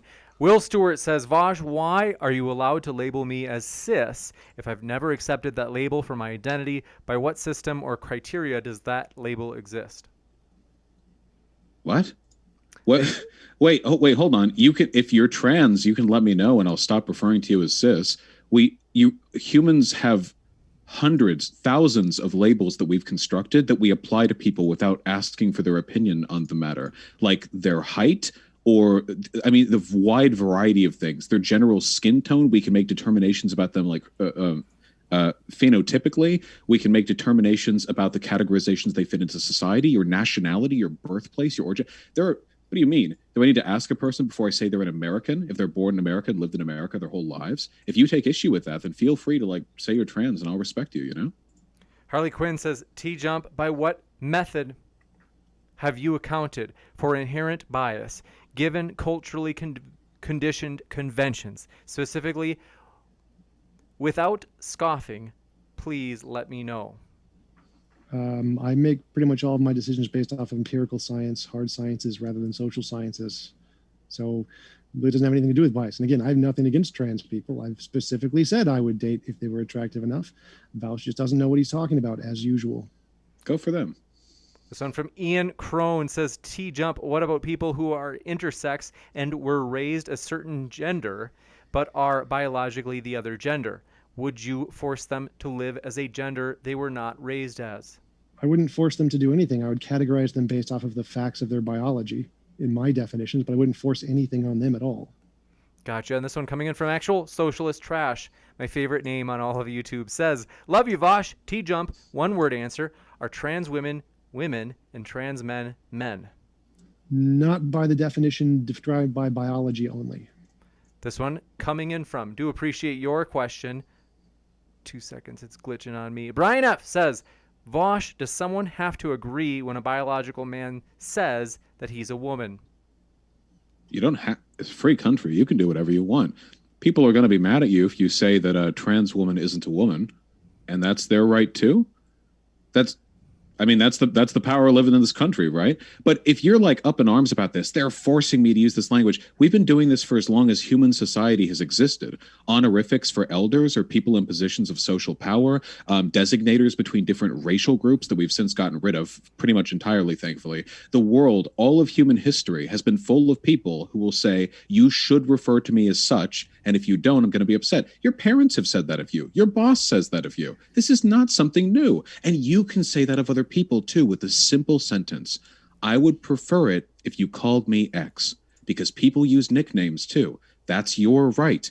And hopefully, if you've got people around you who are respectful and kind, more so than you seem to be, they'll listen to you when you say that.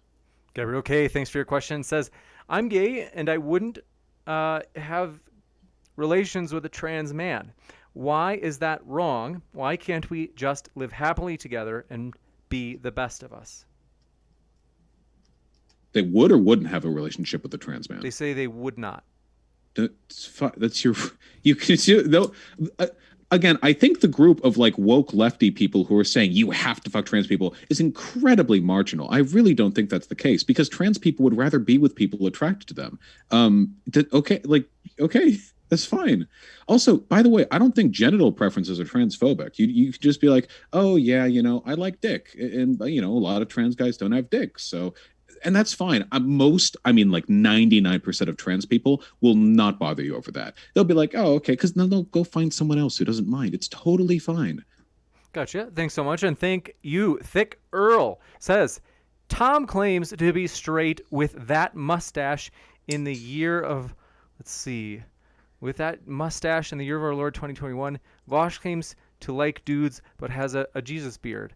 Post-shave Vaush/beard TJ. I'll put my hair down so I look gayer. There we go. Thank you. And then Carlos Mendieta says, why do you keep attacking TJump personally? Let's see. They say, Vaush, you're attacking. Well, to be fair, you guys have both. It's been a wild one tonight. They've both, but we at least appreciate their passion. And Not a Chump says, Vaush, what's the difference between bisexual and pansexual? Why do we have those two different identities? I think they basically mean the same thing. I've never met a bi person say they were bisexual as a way to get out of saying they're attracted to NB people. It really just seems super, super arbitrary. I guess you could just use them interchangeably. I like pan a little better because it feels like it's a little bit more semantically correct for most people. But there was one time I heard a story of somebody who said it took me 10 years to accept that I was bi. That's the label I got used to. Do I have to go by pan now because I'm okay with NB people? And nah. Just do what makes you comfortable. Gotcha. And thank you very much for this question. Not a DJ Ango Geek says trans women equal women and cis women.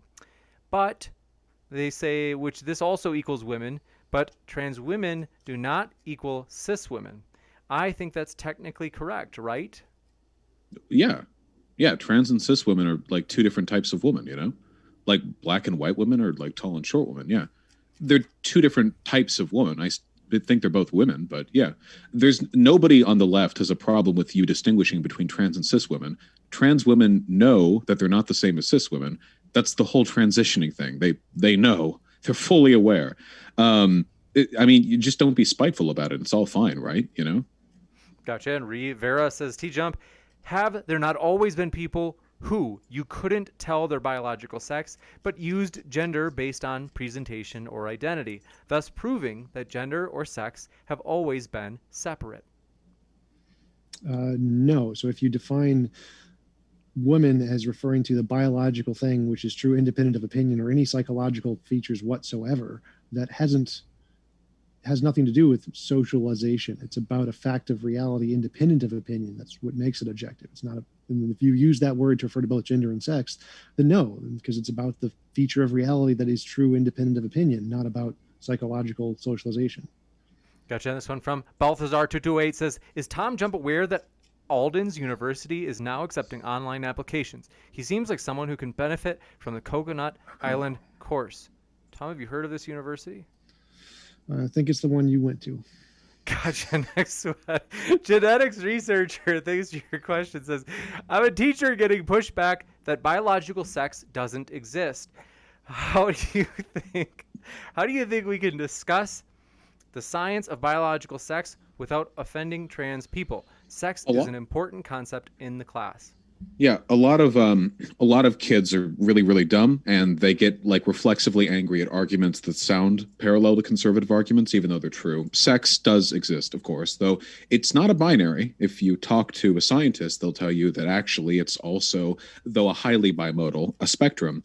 But all you really need to do is say, and if kids don't accept this, then whatever. You can say, I want you all to recognize that sex and gender aren't the same thing. That gender identity is a reflection of yourself, and that sex is more of a biological thing, and even sex is more complicated than a lot of people give it credit for. But for the purposes of this course or this examination, we'll be referring to the two bimodal, sides, the two most common biological invocations of human biology. It's the male and the female, or something like that. I'm sure. I mean, if there are kids unreasonable after this, that's their fault, not yours. Gotcha. And Logan J says, Tom Jump, are you aware of how many times you committed Alden's fallacy in this debate? Really need to look after that. Yeah, no, I didn't. But I do actually know fallacies because I do philosophy, unlike Vaush. Next up, DJ Shug. Thanks for your super sticker. And Secret XXX Stars says, hi, Tom Jump. If super straight only exists as a critique, wouldn't making a sexual identity, quote unquote, of attraction only to brunette women had made the same point? So why choose this specific type of quote unquote identity? The point was that it was popular. The reason we're talking about it is because it gains popularity, not because it's transphobic, but because it makes fun of the hypocrisy of the woke community. And that's the point, is that you can have a position which some people can use as transphobic while others are not using as transphobic, which means the position isn't transphobic. It just means those subset of people who are transphobic or using it for a transphobic reason are, but the position isn't, because it has a legitimate use that isn't transphobic. Gotcha. The funny thing is that, just really quick, it actually would have been a better criticism if you had done that. If you'd said a sexuality for only being attracted to brunette people, that wouldn't have been bigoted in any way, and you actually could have made a much more salient argument about the left being arbitrary with which identities you accept. But the people who do the super straight thing were so itching to be transphobic, they actually ruined the validity of their own critique because they wanted to own the trans people. That actually would have been a really salient, now that I think about it, like, that could have been really interesting discourse, but they were jumping at the bit to be transphobic, so they broke the criticism by doing so. Man, maybe like next year they'll do that. It'll be like the super brunette or something, and we'll actually have to have that, and that'll be a complicated conversation too, because I don't know what makes a sexuality legitimate. That's like a PhD candidate level question, Juicy and Rugal. I don't remember if this was done by you, Vaush. They said the absolute gall of accusing Tom of scoffing. When they say, Vaush, when you scoff so much, it would make Sargon, your father, blush.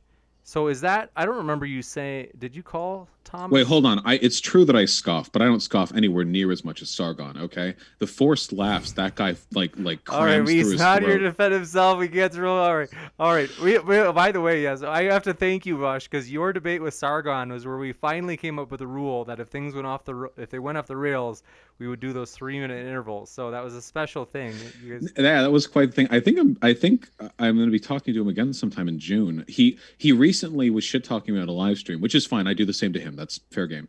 But I tried to go on there to talk to him, and he just didn't respond for like 40 minutes to my DMs. And then 2 minutes after I ended live stream, because I had to go run errands to prepare for the 24-hour live stream I was doing the next day, he DMs being like, all right, we're ready to have you on. And I was like, wait, I can't. Now I have like stuff to do. I'm on a schedule. He was like, so you're backing out? That's well, apparently we're talking sometime soon. So, oh God. Well, that sounds juicy, and I'm excited to see you guys interact again. Sorry. It's just Yucatan funny guy. says, an identity is valid if it tracks an aspect of reality. Are there people who are only attracted to quote unquote cis women? Yes. So doesn't that make super straight valid?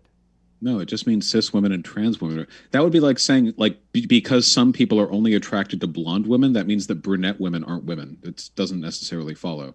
Cis women and trans women are different. I mean, in some ways. Though, I mean, if I want to make the hard argument, there are some trans women post-surgery who pass with clothes on and off so excellently that they would have to tell you, you could live your entire life with them. And they would just be like an infertile cis woman to you unless they told you. Because I don't know, the tech's getting pretty crazy these days. That's awesome, live your life. But anyway, yeah, just cis women. If you don't want to fuck trans women, it's okay. I promise you, they won't come chasing after you. You know. Gotcha. And D. Trich says, "Thank you, TJump. I've been called racist for claiming that black people aren't human, but you proved the haters wrong. I think they're being ironic." I don't know. You know. Who knows? Tom, what do you think? Yeah, that would be racist if, like, unless you can actually have a legitimate reason, which is possible. Like, if you find alien DNA in one group of people, then it would be reasonable to say one group isn't as human as the other without being racist. So you can do that and not be racist if you actually do have some legitimate non-racist reason to do that. It is logically possible, which is why it's a hasty generalization fallacy and why Vaush is an idiot. All right, let's see. We're gonna jump in. Vaush, would you like to insult Tom back? We've got to keep this fair. No, that's quite all right. By the way, I was way meaner than I should have been during this debate. I acknowledge my faults. TJump, I'm sorry that I was super abrasive. It's okay. We need the views. Next up, Vinny.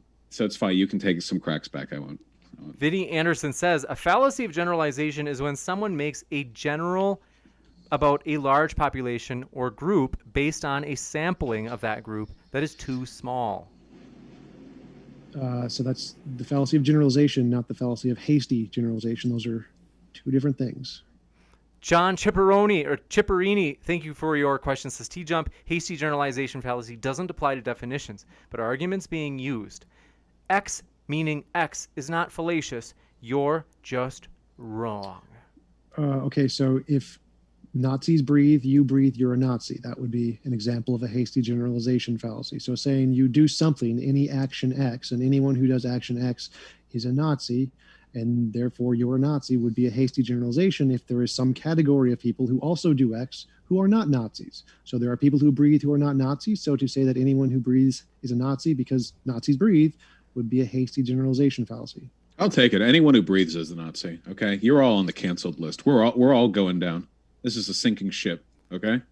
And EndoXD says, Tom, there are 6 characteristics that define sex. Chromosomes are only 1. The other 5 are changeable. If someone has 1 out of 6 female traits, are they really female? One of them is whether your mom's busy that night. Sorry, I won't. Again, so the point here is that a person can choose to define women based off of a certain criterion of those. So they prioritize to choose the biology, and that's legitimate. It's not racist to do that, to say I choose to define women based off of the biology. It's just a preference of what information you find more valuable. Therefore, you can differentiate trans women and women and not be transphobic, because it's not transphobic to just pick this kind of information you value more and not actually have any bigotry towards one group or the other. Gotcha. And Will Stewart has given a response to you, Vaush. Now, the last one that Will had said was, his first question was, Vaush, why are you allowed to label me as a cis if I've never accepted that label for my identity? Then in the response to your response says, if that goes for cis, then why does super straight identity need your permission? It's not so nothing needs my permission. So it's an argument as to whether or not the labeling is harmful.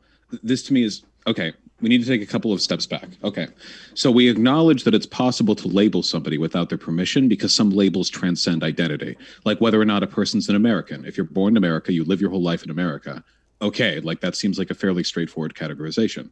Some categorizations can be used and are nonetheless harmful. I mean, you can look back through the entire history of racial pseudoscience to find examples of this taking place. Now, some of those definitions and labels are internally consistent, but internal consistency is not always the metric for whether or not an identity is worth saying or using. My argument is that it's utility. So with regards to the super straight thing, the fundamental premise is that trans women aren't women. I think that sucks. I think that you can argue its accuracy because ultimately it does boil down to a subjective linguistic flourish that there are arguments on all sides for, though I think the utility argument wins out in my favor because millions of people benefit from the idea that trans women are women. Nobody gets hurt from validating trans people. Like seriously, people have been fear-mongering about like trans bathroom rapists and like gender police arresting people for years now, and it's never happened. Like it just isn't happening. Nobody's being hurt by the acceptance and validity of these people. So with all that being said, whether or not the terminology you use is acceptable is going to come down to whether or not I think it's hurting or helping people. That's the main thing. Gotcha. This question coming in from, by the way, folks, we cannot take any more. We've got a good list of questions here. We cannot take any more because we want to get our speakers out of here by a decent time. So thank you for your questions. And Mindforge Manacles says, TJump. No, we got that. Sarah Basney, thank you for your question. Says, can you provide a non-circular definition of woman that is capable of including trans, quote unquote, women? Sure. I would argue, you could argue that like a woman is one who identifies as one. That is circular, because then a woman is one who identifies as one, who identifies one, who identifies as one, et cetera, et cetera. Though in this instance, I would argue that like self-referential definitions, if they provide more utility, are still more defensible than less utility providing non-self-referential definitions. After all, in this case, what a woman is doesn't actually seem to matter that much. I'm a gender abolitionist. Ultimately, I don't want a woman as a concept to exist at all. Right now, the most utility that you can get with regards to trans issues is the self-identification one, because it hurts the lowest number of people. If you want like a broader definition, you can go towards social constructionism. You can go towards like gender performativity theory, like say, for example, Judith Butler. There are lots of theories of gender that work to validate the existence of trans people in a wide variety of ways. Many of them are incredibly nuanced, and many of them, by the way, defer to historical truths. Because trust me, the whole history of gender is not female, male, et cetera, et cetera. So I guess what I would say is the trans woman or woman argument is basically a accessible and lazy synthesis of the basic points given by a number of really, really interesting gender theories that are bandied about in academia now as we speak. I guess for anything more specific than that, within the purview of the time I have now, I think I'd be doing a disservice to the theory. Thank you for your question as well. Lewis Barnett says, oh, thank you. They say, thank you very much, both of you, for coming on the show. It's been a pleasure. So appreciate that positivity. And Cam W says, TJump, if you saw a woman in public and did not know that she was trans or not, how would you define her? And if she was trans, how would your biological definition apply when you don't know?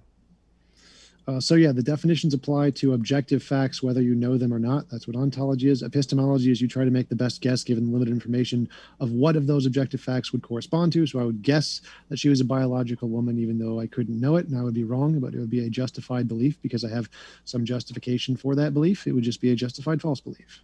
Gotcha. And this one from Can I say one really quick thing? I forgot to say it at the end of my last thing. Also, keep in mind, can you define a chair in a way that isn't circular or self-referential? That's the tough stuff with social constructs, you know?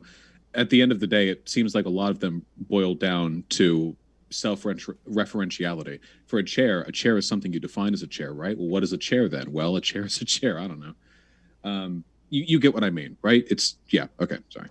Gotcha. Castizo says, Vaush, you're very good at debates. It's like you were born to become a great debater. Do you believe your path to greatness in debating was based on destiny? I watched him for a while, yeah. And he's also really good at debate. So, yeah, absolutely. I got a ton of the rhetorical, interest from him. As time goes on, obviously my influences will diversify more often, and I guess that's fine. I've never really been ashamed of that past, though, because I'm, so cool now. And Snake was right, says, if the definition of a label is just anything that uses that label, it loses all meaning. I think that was for you, repeat that? They said, if the definition of a label is just anything that uses that label, it loses all meaning. I defer you to the chair. There's actually tremendous social utility in describing what a chair is. This is a chair, that is a chair. But trust me, you're not going to be able to find an inclusive definition of chair that discludes things that aren't chairs. You're not going to be able to. It's just not possible because it's so broad. Is it a thing we sit on? What's a bench? You can sit on the ground. Is the earth a chair? I don't know. It's really arbitrary. And it comes ultimately down to social preferences. Different cultures will have different ideas as to what fits within the purview of a chair, and none of them are more right or wrong than the others. So I don't know. This is Wittgensteinian, right? Something is something because people describe it to be something, but we get utility from these definitions. You got it. And thank you very much for this question. Snake was... Got that. Cosmothulu says, is it pronounced TJump or chump? Okay, that's just the only one. Okay, Matthew Steele says, Vaush, where can I send you a list of the actual fallacies you make in this debate, describing your position and movement with timestamps? Vaushvideo@gmail.com. Spend as much time as you can typing it up and await my very timely and lengthy and thorough response. Gotcha. And Lawson Harrison says, it's at the point of the battle of words that I have abandoned referring to gender and now only refer to the two sexes. I mean, you could argue that in a gender-abolished world, there wouldn't be much to refer to other than expression and sex, but that's not really what people live right now. People's experiences vary massively based on the social roles placed in them, like gendered expectations. You know, this would be like, I'm sorry, did I mishear the question? Like, would gender abolition mean that people only use sex as a way of referring to each other?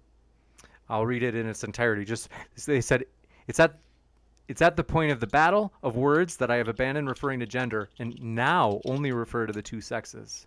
Oh, I mean, I guess if you want to, you're gonna lose a lot of social utility in doing that, though. Have you ever been to like an anime con? Do you have any idea how many androgynous people there are wearing maid outfits? What are you gonna scream when you see them? You know, question mark, question mark. You gotta sometimes, you know, you just gotta lean back and get used to the definitional arbitrariety, you know? Juicy. And James Labrado says, Vaush, much of your argument hinges on, in your own words, your definition of transphobia. What is this definition and how does it apply to your argument or invalidate TJump's understanding? Well, I mean, any definition of anything is going to be fundamentally arbitrary, but I think with transphobia as it was defined there, it falls back on basically the same definition that you would use for discrimination against any group. That is to say, an ideology which describes the marginalization or ostracization or otherization of a marginalized group of people. And since pretty much the number one thing trans people want is to be referred to as the gender they identify as, and that has a very meaningful consequence to their lives, I would say using a separate and also equally arbitrary set of definitions to deny them that ability and that social recognition would constitute bigotry. Much like, you know, oh, black people and white people are the same, but only actually white people are humans. Like you can construct a lot with stuff like that, but I think there's a lot of importance to inclusivity when it has meaningful consequences like that. Gotcha. And Actual Socialist Trash says, TJump, what do you think of Alden's statistical data on the difference in trans and cis women? Isn't that made up? Like Alden, anything Alden is made up, I'm pretty sure. Like there's no actual Alden's fallacy in philosophy. Next up, Miss Tree says, police think topless trans women are women and arrest them alongside cis women for public indecency. How does Tom reconcile this with his view? I think it should be legal to do whatever you want, pretty much. Wear clothes, not wear clothes. I think most laws are stupid. Juicy. Gabriel K says, thanks for your support. Says, really love the channel. Thank you very much. And says, I also love TJump and Amy. Get Amy on more. Keep it up, James. Well, that would be a juicy one if TJump and Amy want to debate. Bubblegum Gun says, and thanks for your support, Gabriel. Bubblegum Gun says, all identities are legit or else it's gatekeeping. Well, gatekeeping can be good. I mean, for instance, I don't want like Nazis on the left, right? Or I guess in my swimming pool. Gatekeeping isn't inherently bad. It's all about the utility that you get from stuff like this. It ultimately always comes down to utility. There's always going to be some degree of social construction when we talk about what fits within this definition or that. So what hurts the most people? What helps the most people? How do we work this out, you know? I think once you think of it in terms of utility, a lot of the really hard questions become more obvious. You stop pretending to try to divine like ontological truth, which I don't think humans have access to, and you work with what we have, which is a limited understanding of the universe and, you know, a desire to help the people around us. Gotcha. And thanks for this question. Socialist says, TJump, what do you think about Alden's theory of sexuality? Damn it. You can ignore all the people who say Alden from now on. Take their money and run, James. Run for the hills. Next up, thank you very much, Ivana. Ivy says, what is demi-pansexual? And then they say Chris Stuckman, an ex-Jehovah's Witness, came out as pan on his YouTube channel. His wife is demi-pan? ? Don't know what that means. Elucidate or educate. Sorry. Demisexual means that you don't really experience sexual attraction to people you're not also romantically attracted to. So like I can do hookups, I don't care. I can just like say hello and hook up. But demi people, there needs to be more of a connection there for them to even feel a sexual interest, really. And pan just means that you don't care about gender when deciding whether you're attracted to people. So think of pan like bisexual, for example. Gotcha. And thank you very much for your question. This one coming in from Legacy Nitro says, TJump, do you ever sit down at night and think to yourself, instead of addressing real world issues like fixing homelessness or anything that has a real life effect, you advocate for super straight instead? Well, clearly it does have a real world issue because it's affecting lots of people. It's very popular. Obviously, if I could fix homelessness, I would do that. Make me president, and I will. Next up, Farron Salas says, if TJump's chair and Otangela's chair had a bastard child, I'd raise that abomination for my obligation to humanity. Thanks, debaters and James. Thank you. And reminder, folks, our guests are linked in the description. We do appreciate the guests. They're the lifeblood of the channel. And Bubblegum Gun says, individualist ethnostates is anarcho-capitalism, by the way. That's not good. Go ahead. Oh, no, that's not good. You don't want anarcho-capitalism. All right. I'm backing off my very strong conviction that I expressed earlier in this Q&A section. And then genetics researcher said, Vaush is completely wrong. Sex is neither biomodal or a spectrum. Is biomodal a real word now? I didn't know that. Are they meant bimodal? I think they meant bimodal. Okay. I was like, oh, it's like new things. But they say, can you please explain the genetics of how this would occur? I have a PhD in genetics. This argument is unscientific and prevalent. I'm sorry. What was the name of the person who sent this donation in?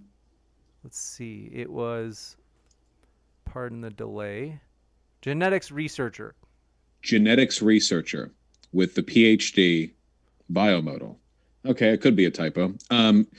Yeah, okay. So the characteristics that we use to determine one's sex are not just chromosomes. Chromosomes can vary. There are people with Y chromosomes who are genetically female. Chromosomes aren't the only one. There are multiple characteristics and variances in the expression of those characteristics. And because it's not a hard line, one or the other, that means that there's a little spectrum. Now, the bimodality with sex is very, very sharp. That is to say, the vast majority of people are going to exist at either mode, the typical male or the typical female. But it remains a spectrum because that bimodality means that it will, even past its peaks, slant towards the center in a small but still significant number of people who are divergent enough from modal sex characteristics that they're, intersex. Usually we call them intersex people, of which I think about 1% to 2% of the population is to some extent or another. It's all very complicated, but I'm sure genetic researcher knows that with the PhD and all. Gotcha. Lawson Harrison says, pay TJump to debate about homelessness, and he will. Trans debate is what the internet has demanded. I mean, I talk about trans issues way more than I talk about homeless issues too. So the internet attention economy affects us all. No getting around that. Pay me, I'll debate about anything. Sunflower says, Vaush, what if I'm simply unattracted to people who hide or omit something as significant as their transition? I am personally turned off by deceit. Sure. I do want to be clear. First of all, 99.9% of trans people are going to be pretty upfront about it. Okay. I promise you, especially now that trans people are becoming more normalized, they tend to let people know.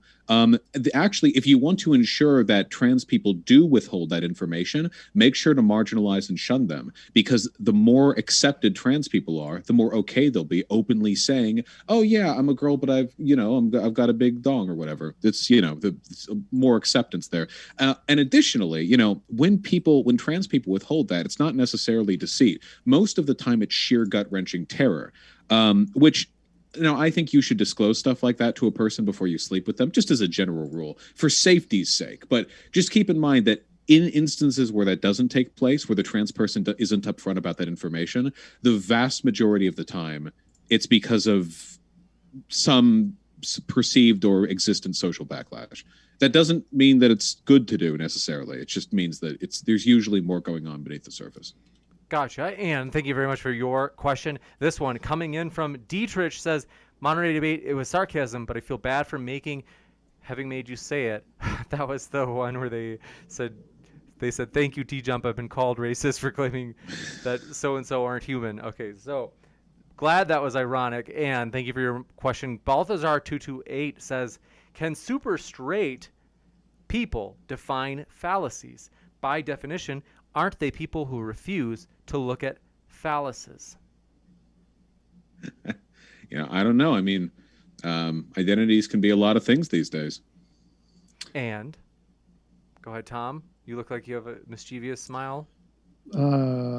Refusal to look at fallacies. I mean, you understood the comment, right? It was don't look at dicks, so they can't. It was a dick joke. Oh wait, was it? Oh, I missed that too. Okay, well hold on. That's 1 point to TJump over there. You get your mind out of the gutter there. Yeah. Well, I mean, what if they're but does it have to be? Because what if you were super straight but you were of a different sex besides male? Like, could you be a female super straight person? From what I've seen in the super straight communities, no, there are no women there. Interesting. Okay. I'll They're think of white. this later. But Rugal Migdal says, "Bruh, please read my super chat verbatim. You ruined it. You guys, you seriously, you must be like missing some information. Why would we thrash? I mean, we'll needle him a little bit, and we'll make fun of Tom's appearance, whatever. But why would we thrash somebody who's a guest on our show? It just doesn't make sense. I don't know." Donovan Screws says, "Do either of y'all buy into ancient alien science?" No. I'm always open to arguments. Gotcha. And this one, thank you very much for your question, coming in from Donna Balthazar. Okay. The Jika man. I don't know what. Okay. Next up, they say TJump did I just say something bad? They say, are you No, really? you did. I could just tell you're tripping over all my idiot fans trying to throw memes in the super chats. I can see you playing hopscotch around them. Next up says they say, TJump, are you really pretending that Sargon, Blair, and Black Pigeon Speaks, the guy that believes the West is collapsing because of immigration from non-white countries, are not transphobic? No, I don't think Sargon and Blair are transphobic. Black Pigeon Speech is probably super racist, but I don't think Sargon is, no. Gotcha. Lunatic Thinker says, I do not understand what would be so illogical in going for utility and amend, quote unquote, woman to accommodate for trans folks, Tom. Just not use cis woman instead? What? So the point is you can differentiate between the two without it being transphobic. That's the point here. That's why it's a hasty generalization. If you can have a legitimate reason to separate the two categories, which has nothing to do with bigotry, it just has to do with your preference for certain kinds of knowledge over other kinds, then it's not bigoted. And if there is a case where you can differentiate between the two and not be bigoted and not be transphobic, then to label anyone who does so transphobic would be a hasty generalization fallacy. I'm not saying you should do this or which one is right. I really don't care. I'm just proving that you can do so without being transphobic. Gotcha. And Turi Gerardo says, TJump, in a hospital ICU environment, getting gender right immediately is critical. I feel you approach gender with this consideration. Word utility. What? He uses utility. I don't use utility. What? I don't understand this. I'll read it one more time. They say, so they said, TJump, in a hospital ICU environment, getting gender right immediately is actually critical. And they say, I feel you approach gender with this consideration. And, I think they're maybe saying, like, so you do see the word as having utility? Or using the word? I'm confused by the phraseology as well. So I don't know Phrasing. Why in an ICU gender is irrelevant. Sex would be what's important, I would imagine. I don't think a hospital needs to know gender for anything in an ICU. Gotcha. And this one, thank you very much for your question. Coming in from Brenton Langle. That's right. Good old Brent says, regarding chair, all definitions are imperfect because everything is imperfect. This is one reason why, quote, appeal to definition is a fallacy. I mean, if we can imagine two people on a live stream arguing over the proper definition of chair, right? And one person was arguing like, yeah, okay, my definition refers to objective reality, okay? Because the face of the chair, the bottom part of it has to be at within this range of angles from the surface. And then the other person's like, yeah, okay, here's my definition though, okay? A chair is whatever people consider a chair though. Have you ever thought of that? And like, meanwhile, the whole house is burning around them. And in this case, the house is the millions of trans people who need medical care and support and social acceptance. I feel like what's that phrase from Wittgenstein? Sometimes the best way to answer a question is to stop asking it. Gotcha. And this one. You know what I mean, right? Yeah, okay. Thank you very much. Also, Lawson Harrison says, it's okay, guys. It was more of a statement. Let me go back to Lawson's original statement, which was, pay TJump to debate about homelessness and he will. Yeah. And then, thank you very much for your question. Coming in from Sleepy Dan says, can an unvaccinated person identify as vaccinated? It would mean a lot to them to not wear a mask anymore. So I'm going to assume this is a person who legitimately doesn't understand the difference between an identity that is determined by one's, self-perception and the actual status of whether or not you've been injected. This is like, if something's an identity, then everything is an identity, no? Well, no. I think there's a lot of socio-utility to be derived from gender being identity-based. I do not think there's utility to be derived from vaccination status being identity-based. Actually, there's quite a bit of negative utility associated with that for the exact reason you just gave, because a bunch of people would be very happy to identify as vaccinated. Gotcha. And thank you very much for your question as well. Gabrielle K says, TJump's chair beyond the Resolute desk. Hell yeah. Is that some sort of inside joke, Thomas? Resolute desk is the desk of the president. Ah, thank you. And you look good, James. Bash the Fash, Spank the Tank says, a hasty generalization is a fallacy in which a conclusion that is reached is not logically justified by sufficient or unbiased evidence. Short, TJump is using it incorrectly.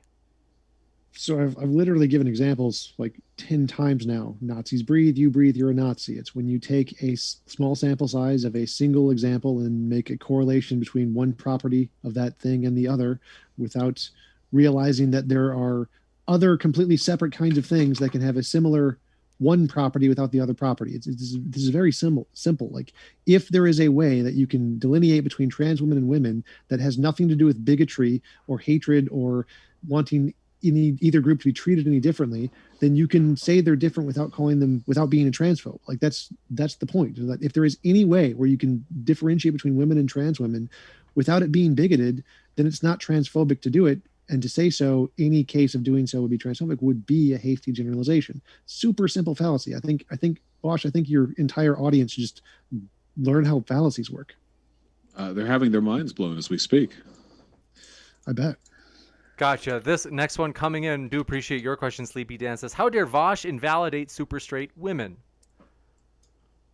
Oh, I'll keep doing that, by the way. That's going to be cancel me for that, because we're going the long haul on that particular cancellation. Gotcha. And Rivy says, TJump said he would date trans women. Can you ask him to slide in these DMs? Sure, if you're attractive enough, I'm totally okay with that. 100%. Juicy, the dating connection. Look, we got something came from this then at the end of it all. Okay, look at that. Legacy Nitro says, if Lady Dimitrescu sits on me, am I a chair? Yes. Is that an inside joke? No, they just, I mean, yeah, that's like, if somebody sits in your lap, are you the chair to them? I mean, well, there's actually one thing I wanted to say about the chair comment. Like, there's a difference between a chair and a star or a neutron or a neutrino, proton, neutron. Those things objectively exist without any human reference whatsoever. Chairs don't. Chairs are things humans made up, so obviously they're arbitrary. But there are things in reality that are not arbitrary, that do have correct definitions. Well, I think that the extent to which a definition is arbitrary is largely defined by how many component parts there are to the thing being described. So chairs exist, sure, but they're also this mashy social thing, and they can be a million trillion different things. But then you take, say, for example, a proton, and well, you're right, protons existed before humans, and there's just the proton. But I think that if you look into like scientific epistemology, you find that even at a more fundamental level, our understanding of science informs the way in which we consider these things. For example, like at a very fundamental level, the whole like the way that a particle and a wavelength exists simultaneously, that kind of thing. There's a degree of social categorization that we're applying to that state, that duality, that may not exist in another alien's lexicon. I read an article on this, but like if you get right down to it, and then you have like fundamental particles and stuff like that, and like socially, how much do we consider their existence when they don't exist in ways that we think conform to the other rules of our universe? I mean, I'm butchering this. Like there's a whole other realm of research, but there's always something interesting there, you know? It's cool, you know? It's something cool there, something worth arguing about, you know? Juicy. And thank you very much for this next question. The Hika Man says, I'm disappointed in both James and Vaush. The J is pronounced like an H. Ever heard of the Spanish J? Huh? Is that the Hika Man? That's right. The Jika Man. I'll never make that mistake again. Next up, Brenton Lingle says, Vaush's point about the chair was 100% right. I use the same point against Sargon. The chair argument, they're never ready for it, you know? Juicy. And so with that, I think we have gotten to the end of our questions. I'm going to just do a quick scan. And while I do that, just to be sure that we didn't miss any, I want to mention, folks, our guests are linked in the description. If you want to hear more from them, you can find their link below. And that includes if you're listening via Modern Day Debates podcast. Folks, I don't know if you know, we are available on podcasts. So look us up on your favorite app right now, as we're excited about that. We will put Tom's and Vaush's link in the description of this podcast episode as well. So if you're listening that way, you can find their links there. And so thank you guys, Vaush and TJump. It has been a true pleasure to have you on. Yeah, it's been a lot of fun. Thank you very much. Thanks, James. Thanks, Vaush, for coming. Enjoy the audience. 100%. So, folks, I will be right back in just a moment with a post-credits scene letting you know about juicy upcoming debates. And so, thanks, everybody, for being here, and stick around. I'll be back in just a moment.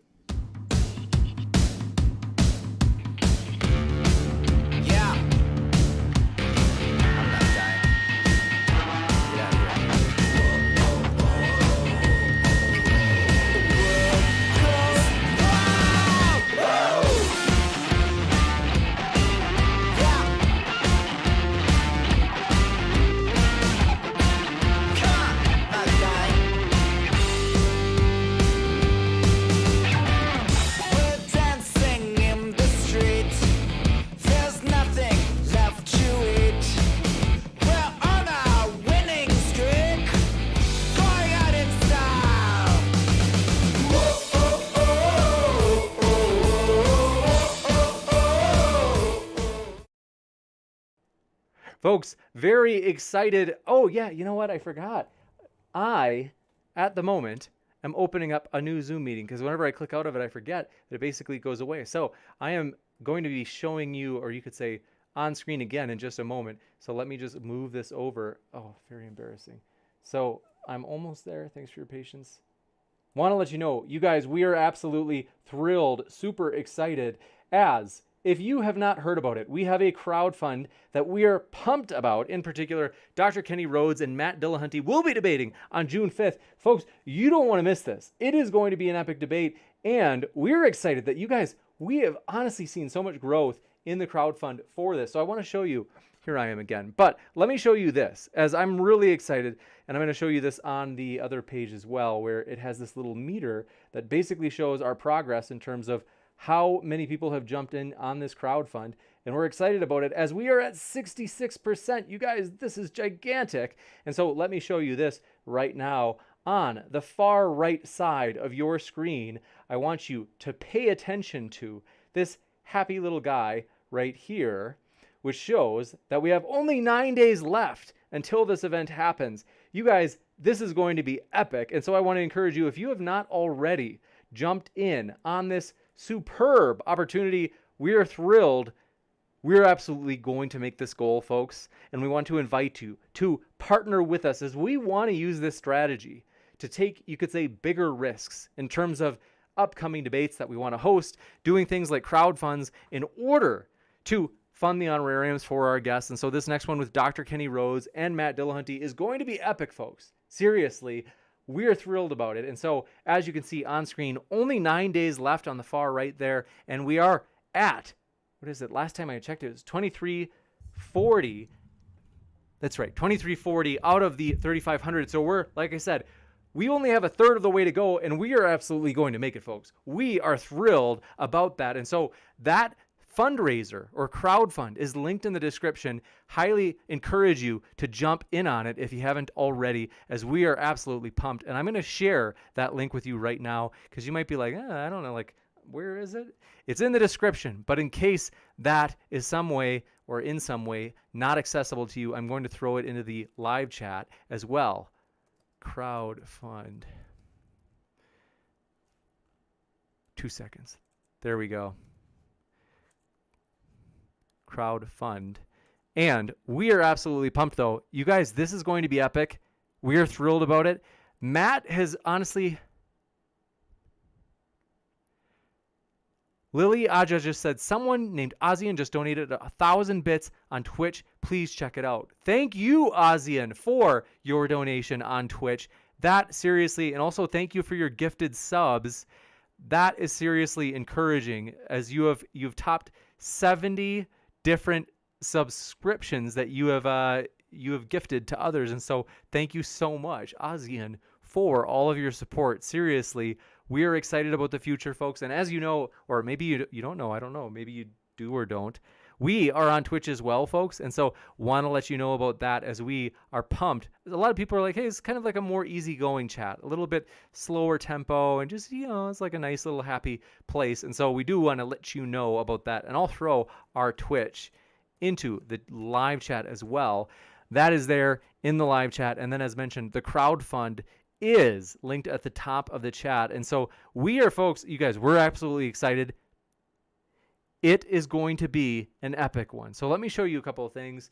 You might be like, how does this work? Maybe you've never been on one. Brenton, I don't know if you're watching, but I'm plugging Brenton right now, but it's nonpartisan stuff, folks. So this is when I got to jump in on Brenton's crowdfund. And you guys, there's all sorts. If you've never seen, I don't get paid to do this, but I got to tell you, it is Indiegogo and Kickstarter are really cool websites. You can basically go there and you can fund whatever projects you want. And so that's the way that we're raising the honorarium funds for Matt and Dr. Kenny Rhodes. And so let me show you some of the details about this, though, because you might be like, I don't know how this works. Well, here's the debate, as I had mentioned, and the crowdfund is linked in the description and at the top of the chat. But you might be like, well, James, I don't know. Like, how does this work? You're saying that you need to raise the funds for this debate to happen. Yes, we absolutely. I've already promised the debaters, like, everything's in stone. And so we absolutely are determined to reach this goal by the time basically within 9 days, by Friday, June 4th. That is the deadline. I'm determined, folks. And you might be like, well, I don't know. Are you sure you're going to make it? Believe me, we're going to make it. We've already done it. So back in January, we had done a crowdfund, and as you can see in the bottom right of your screen, it's circled in red. We had 143 backers who pledged 3,100, and so we are excited, folks.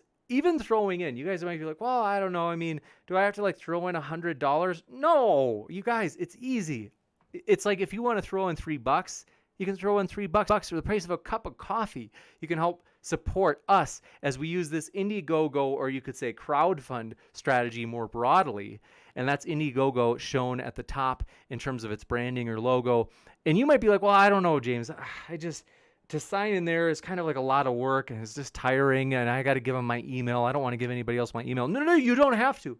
You can actually just sign in with Facebook, as you can see on screen. If you click on that crowdfund link, if you want to join in at any of the tiers, well, you absolutely can. And so we're pumped, you guys. Let me show you this, because you might be like, well, I don't know. Like, how does this work exactly? I mean, it's kind of like you might be thinking, are there any cool tiers or kind of perks, so to speak? Well, let me show you some of these perks. So we have a lot of the same ones as last time, and I've got to update this because some of these are filling out because some of them are limited. But some of the ones from last time, help make sure this event happens. Just throw in a few bucks. I mean, what have you got to lose? And it's cool to, like I said, I had showed you guys the comic book from Brenton. It's cool to be a part of the kind of like the crowdfund, as that's like a cool experience. So here's like my comic book from Brenton, as I had mentioned. And it's something that it's fun to kind of just be a part of making the project become a reality. And it's something that we want to use in the future to take bigger risks. So we've rumored that, this is something we've got to like figure out the details on how we would do it. But I'm very serious that our next one might be, we might try to get a big name person partnered along with another big name person, Vaush. So one person, like a name that was thrown around, and we're going to let people vote. But we were like, hey, maybe Dinesh D'Souza versus Vaush. This strategy is the way we can make debates like that potentially happen. And we're very serious about it, folks. I mean, we're thrilled with how this has gone so far, as it's been a successful strategy. People have jumped in and really supported last time. And so let me show you some of these other tiers. You might be like, well, I don't know. I mean, are there any other tiers? Well, the next one, as you can see, is throwing in a few bucks helps us put out some promotion for it. So we use YouTube to put out the word in terms of the upcoming big event. Your name on screen, and that's on the bottom of the screen during the debate, is the next tier, which you now see at the top of your screen, or your name read out loud at the end of the debate. Or Modern Day Debate coffee mug. We added this because somebody in the live chat was like, hey, that'd be a cool one. You should throw that in as a perk. So you can get your own Modern Day Debate coffee mug. And the next one is receive an embossed postcard, as I'm scrolling down here. Then you guys at the next tier, a Modern Day Debate t-shirt. And you guys, you don't just get the stuff at that perk level. You get everything at the perk level below it as well. So for example, let's say you're like, yeah, all right, I like the channel. I like what you guys are doing here. You guys do a fair platform, providing a neutral place for people to make their case. And we only put out debates, folks. So you know that this channel is like entirely neutral, because you might be like, well, do I want to go on a channel that, like, even though they host debates, they also have these videos that are pushing these, radical views in one direction or another. It's like, no, we don't do that. We only host debates. So we're a neutral channel. You're like, okay, yeah, it's like, I like what you guys are doing. I'll throw a 50 your way, which is, you would not only get the Modern Day Debate t-shirt, you'd also get the embossed postcard. You'd also get the Modern Day Debate coffee mug. You would also have your name read out loud at the end of the debate. You'd also have your name in the ticker during the debate. And so all of the perks you would get at the perk that you choose, plus all the perks below it, if that makes sense. I'm not super well worded today. It's been a long week. But Modern Day Debate hoodie is the next tier, as well as Zoom chat with James. We're excited about that. That's something that you could post it on your own channel. Maybe it's something like a friendly debate, or if it's something like, maybe you're like, hey, I don't care about recording it. I just want you to teach me how do you do like the Modern Day Debate setup? Like, how do you do OBS and Zoom, and how do you use that to make the show and all that? And then last, meet and greet with the guests, which I think is filling up. I think there's only 1 or 2 left, because this little screenshot that I'm showing you is outdated. And so you guys, we're absolutely pumped. In less than 10 days, it's coming quick. So I would encourage you, if you're like, oh yeah, I was thinking about throwing into that, I want to let you know, like, hey, please do, as we are absolutely pumped for that. And, it's going to be epic. So this one coming in, Gabrielle K says, use some YouTube revenue. It will pay back on the views and super chat. Just make it happen. Dream big. Thank you, Gabrielle K. And then Mega Dude Man says, so for $200 you get everything on that list. That's absolutely right. Thank you, Mega Dude Man, for making it more clear, because the way I've been communicating today is I'm a little bit sleep deprived. But Matthew Samar says, nice, a t-shirt. That's fun. I like it too. I think, and the t-shirt's been pretty popular, which is cool. So we're excited about that. And then Oliver Catwell says, if we are donating for the price of a cup of coffee, but are in an airport at that time, do we have to donate $9? Actually, despite the fact that, yes, it's true. Hey, I mean, near an airport, at a famous, you name it. I was at a Subway near National Park not long ago, and I was like, wow, these prices are a little bit more than usual. But to be fair, long story short, no. You can eat just $3, and that supports us a huge amount. And so maybe you're even like, dude, man, you're like, $3, man, I don't know about that. I would say, hey, you could even just throw in $1. I mean, that really does help a lot. Seriously. If we see that people are behind the idea, and that they're kind of like, hey, this is I like the idea of neutral debates, And maybe you're like, and I also like the idea of you guys being able to take bigger risks in terms of the quality of debaters. As like I said, we'd love to, seriously, I'm very serious about the fact that we would love to try to set up a debate between Dinesh D'Souza and Vaush. But next time we're going to have people vote on the actual topic, or the topic and the guests. But Heat Shield says, I missed the start, so I'm not sure if you talked about it yet. Guest host Kaz did a fine job, regardless of over-enthusiastic critics in the live chat at that time. Thanks, Heat Shield, for your kind words. And thanks, H. Jasper E., for your support. And I think, H. Jasper E., I think you said something regarding that support. Let's see. It says, please have it towards the crowdfund. I see what you're saying now, H. Jasper E. I think that was you. Yeah. Thank you for doing that. Although I would say we totally appreciate your super chats. Like, the one thing is, we would, if you're willing to give to the crowdfund, the cool thing about it is that it's true. Indiegogo does take, I think it's like 10% total, roughly.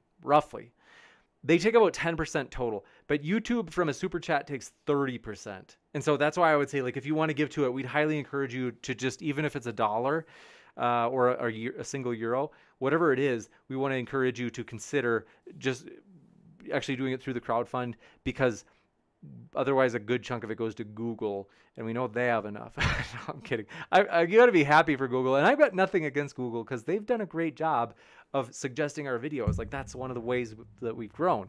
So let's see. Thank you. Hannah Anderson says, maybe you could speak about the fundraiser before the debate as well when all the people are here. I agree, and I'm definitely going to start doing that in the next week. So thanks for mentioning that. And yes, I want to say hi to you, though, in the old chat. I want to say thanks for coming by. Folks, if you are not, or I should say, if this is your first time here, I want to let you know we are a neutral platform, and we want everybody to feel welcome. We really do appreciate you for just hanging out here. And so whether you be gay, straight, politically left or politically right, black, white, Republican, Democrat, you name it, we hope you feel welcome. We are glad you are here. And so thanks so much for hanging out with us. We're pumped, as it's just a pleasure to have you. And so we are totally excited about a lot of juicy upcoming debates. So also want to remind you folks, if you've been listening, if you've been here this whole time, you're like, yeah, it's like kind of a good time. Hey, hit that subscribe button if you haven't already. So don't forget to do that on your way out, as we are really excited about, the future's bright. I've got nothing but thank yous, and I want to say thank you so much for everybody for your support. Converse Contender, thank you for your support. Says, hope it is worth my contribution. JK would support the channel regardless. Thank you, Converse, for your support. Seriously, it means a lot. Not only in terms of your support toward the Indiegogo, but also your support in terms of just modern day debate, moderating, stuff like that. And Floyd Visser says, only 9 days, right? It is true, only 9 days. And that's something that, folks, we wanted, as of now, we want to have it go live to the public. But that's something that it's like, if we don't see a lot of people, like if a lot of people are like, nah, I'm just going to, like, my hope is that I won't put anything in, but I just want to watch it live, is that we're like, well, it does help us a lot in terms of meeting these goals if you're willing to put it in. So we might do what we did last time. If not a lot of people are like into it, is they're like, well, maybe what we would do is have the live show be private and then release the video, in the next couple days after to the public. And so we do really want to encourage you to jump in on the crowdfund if you're like, okay, sure. Like, you could say, it gives us a better idea to be able to plan. And then Wage Robot, thanks for coming by, as well as Yucatan and Clinton Rosh, good to see you. And Fearwell HC, thanks for coming by, as well as Timoth. I saw you had a question earlier, so thanks for being here. Did I miss your question? Let me know. Champion 1209, thank you for being with us. I see your question. I don't know if you're watching earlier in the debate, but the guests are gone, so I can't ask them now. But Matter Forum says, hey, James, I sent you the thing for that debate. Oh, thank you for letting me know about that. I'm behind on my emails. Like, I've actually been on the road, let's see, for the last 4 or 5 days. So thank you for letting me know about that. I'm pumped to see it. Seriously, thanks for your work on that. The video, would it be properly called a bumper? Let me know what the term would be, but I'm still new to the jargon, but I do want to say thank you so much. Seriously, I'm pumped to see it. So, and I do appreciate you being here, Floyd. Visser says, get a blue thermometer. Maybe. I'm using the Indiegogo colors. That's why it's pinkish purple. And third finger from the right says, like this video. Thank you for your support, friend. And then Kasan says, so you aren't watching? I don't know what the rest of that joke means, but we're glad you're here. And Dude Liberty, glad you are with us. And YouTube Surgeon General, thank you for being here. As well as Rivy says, thanks for being a good wingman. That's funny. And Hacks, thanks for coming by again. Good to see you. And Heat Shields, I appreciate it so much. That means a lot, just in terms of your support of Kaz, because I really do appreciate Kaz. And then Second Horizon, glad you're with us, as well as Dr. Chris Thompson says, check out your Twitter DM. I'm itching to debate TJump on the biological definition of women, trans, and cis. Thanks for letting me know that. And I'm open to it. I've got to catch up on my emails and my DMs. So thanks for your patience. And then Oliver Catwall says, perhaps the Matt versus Kenny debate should be Battle of the Goatees. Touche. That's funny. And James SC, good to see you again, as well as Spora Perth. Thanks for coming by. And Mega Dude Man 21, thanks for your kind words. Says, love you, James. Appreciate that, man. Seriously, means a lot. Oliver Catwell says, let's see. Oh, got that one. And then I'm catching up. Edmonton's Liberal Poop Lord, thanks for coming by, as well as Stranger. We're glad you're here. And Kelly Miller, good to see you again. But yes, I'm catching up with the chat. Thanks for your patience. And Sarah Basney, thanks for coming by. First time that I think I've seen you in the chat, maybe let me know. Tree Squad, thanks for being with us. We hope you are well. And Gabriel K, thanks for your support. I am pumped. I'm catching up on, let's see.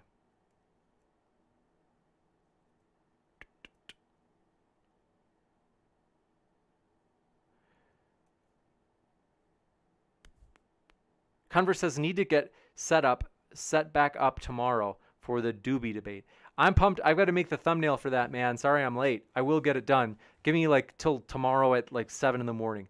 The Dirt Boy says, TJ, thank you for being with us. Want to encourage you to not attack the person. Instead, we want to attack the argument. And Edmonton's, let's see, got to respond to you and say hello and thanks for being with us. Engelbert Humperdinck, thanks for coming by. And Andrew Kroll, thanks for coming by. And says, what if I despise Zuckerberg and actually reduced Facebook? How can I donate? Does it accept PayPal? Andrew Kroll, here's how you can jump in. You don't have to log in to Indiegogo with Facebook. You can actually just log in with your email and make a password. And so let's see. Want to let you know about that, though. And then Gabriel K says, can you have Thunderfoot right now? I don't exactly know what you're saying. Can you let me know? And then Hannah Anderson, thanks for your huge support. It means a lot. And thank you, Lily Aja, for your huge support as well. Glad to have you back, Lily Aja. It had been so long. So thanks for being rad, James. Thanks for your kind words, Lily. Thank you. And then Louis Preciado says, hi, James. Amazing. I agree. I am pumped. Thank you for making it, Louis. Thanks for all your support of the channel. And then Sunday Worship said, missed the debate, but I'm here for James's tremendous words. He has the best words. Tremendous words. Nobody has better words than me. You know it. I know it. Everybody knows it. Thanks for your kind words, Sunday Worship. And Brooke Chavez says, thank you for your awesome content. I appreciate what you do. Seriously, that really does mean a lot. Thank you, Brooke. And Gabriel K says, PayPal, dude. If you really insist on PayPal, let me see. I think we've got PayPal. Okay. So Andrew Kroll, we appreciate your support. If you would like, I am going to put the PayPal link, the MDD PayPal Andrew Kroll. Okay, I just threw that in the live chat for you, Andrew. If you want it, you got it. And then, thank you for your being here. Rezo, of course, says modern day debate action figures would be cool. And then TJumps would come with a chair accessory. James could say juicy when squeezed. Nathan's would repeat, cool story, bro, until you took the batteries out. That's pretty funny. I like that. And then Tree Squad says, TJump, unironically, let's see. Scorpion, thanks for coming by. And the debate just happened, Scorpion. But it'll be here in the YouTube video library. If you're watching via Twitch, want to let you know, folks, we have a YouTube channel. We stream there live. And then Jocks KG, thanks for coming by. And then thanks for coming by as well. You guys are moving fast on me. I'm pumped that you guys are all here. And so thanks for hanging out. I'm glad you're here. Timo Naro, thank you for being here. We are pumped to see you, as well as Mark Reed. Good to see you again. And Timo, is it your first time? Let me know. I don't know if I've seen you here before, but we're pumped you're here. Thank you. And then thanks, Gabriel K, for your support. And we are excited, though. I appreciate your support, Gabriel K. This channel is going places, and it's because of you folks. You guys honestly make it rock. Cider and Port says, hey, James, I emailed you about the debate we talked about when you get a chance. Sorry for my delay. I've been gone. I've been on the road for like 4 days, so I am behind on email, and I will check that. Thanks for your patience, Steven. Warren, Jake, thanks for being here. And Steven, or Cider and Port, thanks for being here again. And then Converse, I'm okay. No worries. I'm happy to make the thumbnail. Thank you for offering, though. And I just appreciate you. And then Enlightened Kami, thank you very much for coming by. And, oh yeah, mods, I don't know if you know, folks, want to let you know, we are asking. Andrew Kroll says, will PayPal get the stuff? Oh, I see what you're saying. Yeah, Andrew, I'm like, do you really, because it is like extra record keeping and kind of a hassle for me it's like, are you willing to, it's like, why won't you use Indiegogo? I'm just curious, because I'm kind of like it makes it easy for me because it shows me a backer report of all the people that backed the project, and so it makes it so easy for me to do the fulfillment afterwards of like sending out like the t-shirts and stuff like that. And so because I have a spreadsheet, and so it's not a big deal, but I'm like kind of like, it is preferable, but let me know what your reason for not liking Indiegogo is, and I can, if there's a reason that I can't solve, then I'll do the extra record keeping, because we are just thankful that you want to support the project. And also, Platium, good to see you, says, good evening. And that reminds me, folks, if you didn't know, we are pumped that we do have a Discord. It is linked in the description, but I'm also going to throw it into the live chat. And huge thanks to Platium, as well as Larry Letts, and also to MathPig and others for all of their support and work on our Discord. And so that I am throwing into the live chat, and want to say thank you so much, Platium and others, for making our Discord awesome. Logical Plausible Probable says, okay, better see my name on that screen. I promise I will. And are you trying to tell me that you just threw in? So thank you so much for your contribution, John Maddox. And thank you so much for, let's see, we had a number of people give, because we've jumped from 66%. We're at 70%. And so thank you so much for joining in on the campaign, you guys. I am honestly so excited that, for real, folks, you guys might be like, well, James, I don't know. It's like, I mean, what do you think if we did have a debate between, like, let's say Vaush and Dinesh D'Souza or something like that, a big time kind of thing where it's like, hey, more high profile events, like, that's the way that we can do it. I mean, that's the simple truth of the world. Is some people are kind of like, I got to say this, I haven't said it for a long time, because most people I think understand it, but some people are kind of like, oh man, like, no, that nobody should be paid to debate. And it's like, well, I mean, if they're doing a good job prepping for a debate, though, like, a lot of them are putting in serious time in prepping for the debate. Like, they're studying and researching the other person's arguments and formulating responses. And so it's not just the debate, although that time is valuable too. Like, they're actually debating on the channel. But the other thing is, like, their preparation and things like that, like, we understand it. And so the other thing is, it's like, it does bring a lot of, what's the word I'm looking for? It kind of brings a lot of, you could say like value to the channel, as a lot of people want to watch high profile debates. And so we do want to say thank you so much for supporting it. We do appreciate all of that support. And so thank you, Logical, Plausible, Probable, for your support. And then Cider Report says, I emailed you. Oh, gotcha. Thanks for letting me know that. And Logical, Plausible, Probable, thanks for letting me know that. Said, you don't have to create an account on Indiegogo. You can just donate and not create an account. I didn't know that. Thank you for letting me know that. 20 Faces said, I got timed out like 5 times for saying what Tom was arguing. Well, 20 Faces, if you can do me a favor and let me, like, if you can send me screenshots, that helps. Because here's how it helps is I have to kind of see it in order to know, like, if a moderator was fair or not. And so, like, let me know what they were, going after you for. Because we do want the moderators to be neutral. And then Mega Dude Man, let's see, thanks for being here. And then John Doe Smith Deer, thanks for coming by. We're at the end for sure. And Always a Spy, thanks for coming by. Appreciate you being here. As well as Lockbeards, thanks for being with us. And then Lockbeard, no, it is not true that mods were silencing people simply for agreeing with Tom.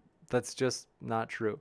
So, Lockbeard, I'm starting to wonder, like, are you trying to, like, purposely spread misinformation? Like, want to let you know, the moderators are supposed to be fair. And so if you ever feel like a moderator is unfair, what I would do is take a screenshot and then just email it to me, and then I can remove the moderator. Because I am for real that, like, people, just because they agree with Tom tonight, that's not enough to, like, block their messages or erase their messages. So I would agree. If anybody was doing that, I would say I agree that it's not okay.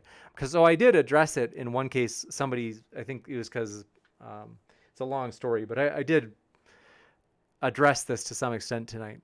And then Ophir, good to see you again. And Mark Reed says, hi, James, good to see you. Thank you, Mark. Good to see you as well. And then, so yeah, it's the thing is, and then Hex says, James, that's the Discord link, not PayPal. The PayPal I had thrown in the live chat. So there's a Discord link that I put in the chat, as well as a PayPal link that I put in the chat. And so that's why maybe there's confusion. But Platinum says moderation does have a question. Some individuals wish for the death of a debater. For example, I wish X took sleeping pills. Should we treat that as normal insult or more severe? That you would definitely want to take as more severe. So that's something that I would say, hammer him with a timeout and be like, and I frankly it's not hate speech, so we're not doing the auto ban, but it's something that I would time him out and say, like, hey, for real, anything else and you're gone for good. Gabriel says, hi, do you receive BAT donations? I don't know what BAT means. And yeah, so that's interesting. But Gabriel K says Indiegogo can pull the plug on you. Yeah, I mean, but what are the odds of that? Like, they're not, I mean, it just really seems unlikely. And then Kelly Miller says, just wanted to add to the mod discourse. They are super awesome, and the people complaining are just mad at life, and people, Kelly, to be fair, like, there are sometimes moderators have been too far. They're, you could say, political biases. Not all the moderators, just a very small few have, I think, let their political bias influence them. And that goes in either direction. I'm not saying it's all people who are on the left or all people who are on the right. I think anybody sometimes has. And then, so yeah. But what I need is, like, so Ophir, it's like, you have Ophir over here looking honestly pretty pathetic because he's saying, oh, it's a shame that, blah, blah, blah, blah, and complaining. And it's like, show me a screenshot. Seriously, I'm not trying to be mean, but like, when you're a stranger on the internet, just making claims of, like, they're being biased, they're bullying me. Get a screenshot. It's not that hard. Seriously, you look lazy and soft and so weak-kneed and pathetic. It's like, are you really a grown man? So that's the thing is it's like when they cry and complain, it's like, seriously. And not only that, it's funny. It's like, well, then why are you still here if you think it's so terrible? But we are working on it. We do want the moderators to be fair. And so I do think that's important. And so that's the trick is it's like, I need screenshots though. It's like, if you just say like, oh, this moderator was being unfair to me. It's like, well, now whose word do I have to go on? It's just your word against theirs. Like, are you serious? And if you walked into a courtroom with this, the judge would laugh you out of the room. I mean, it looks so stupid. It's like, seriously, people, when you do those complaints, it's like, have some evidence. Now, I'm not saying that the moderators are perfect. I agree that sometimes some of the moderators, to be fair, and like, I'm not going to throw all the moderators under the bus. But I would say, yeah, they're imperfect, and some have let their bias get to the best of them, but we're working on that. And then Rezo out of Gore says, congrats on your crowdfunding success. The pink thermometer is like a Viagra commercial. Oh, that's right. I've got to update the thermometer. I do appreciate your guys' support. And 2 seconds while I show you guys. Oh, you guys, I don't know if you saw this Saturday, but this Saturday, if you enjoyed Tom tonight, he will be back this Saturday debating Nathan Thompson. As you guys, the 12-hour stream is this Saturday. It's our first time that we've ever had a 12-hour stream. Folks, you don't want to miss this. It's going to be awesome. So we are pumped about it.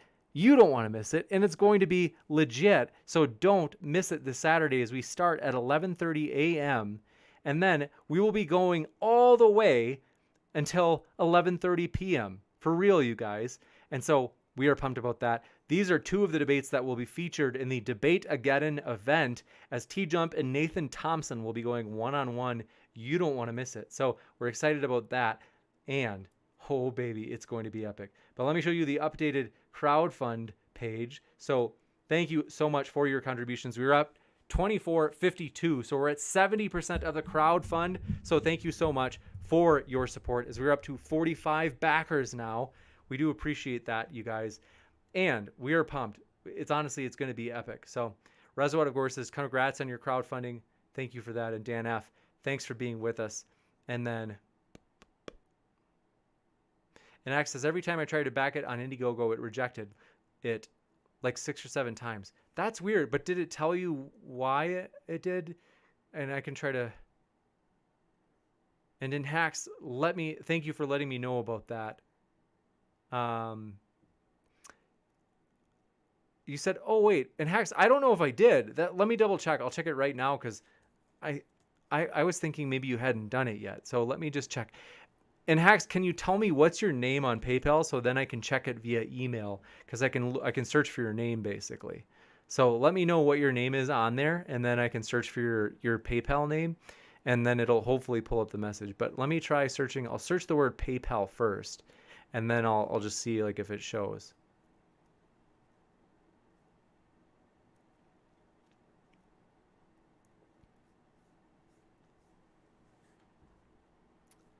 Cam J, thanks for coming by.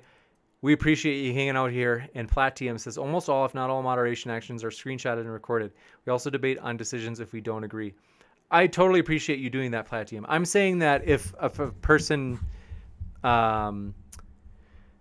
if somebody were to think that the moderator was being abusive of them, then they can take a screenshot of it, and that way, because otherwise sometimes they just claim it. They're like, well, this moderator was banning me because I just disagreed with Tom's or Vaush's position. And I'm like, okay, well, show me some proof.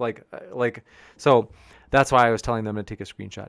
Dr. Chris Thompson says, James, the work that goes into the debates are greatly appreciated. You guys do a great job. Thank you for that, Chris Thompson. Appreciate that. And Stranger says, I got timed out once for saying that super straight is valid. And, oh, wow. So here's what I just said. Seriously. I'm like, are you serious right now? And then another time for saying that Tom is right in saying that trans women are not women. Well, I think I actually might have addressed this, because this might have been the one that got brought to my attention. But by the way, take a screenshot. I just told you, if it's just based on your word, what am I supposed to do? Gabriel Real, thanks for being with us, as well as, I'm almost caught up in the old chat. It's moving fast. Thank you for your support. Andrew Kroll says, I did the $85 tier. Thank you. Seriously, Andrew, that means a lot. We really do appreciate that. And then Dave Langer says, we screenshot everything that we warn for. Yeah, I think that's cool. I was telling the person if they're going to complain that they think the moderators are being unfair, the person who's making the complaint, not the moderator. Well, the moderator can too. It's good that the moderator does. But I'm saying that the person who complained and said they were being treated unfair, they can take the screenshot. Because if it's like, otherwise they're just saying it, and it's like, well, what am I supposed to do?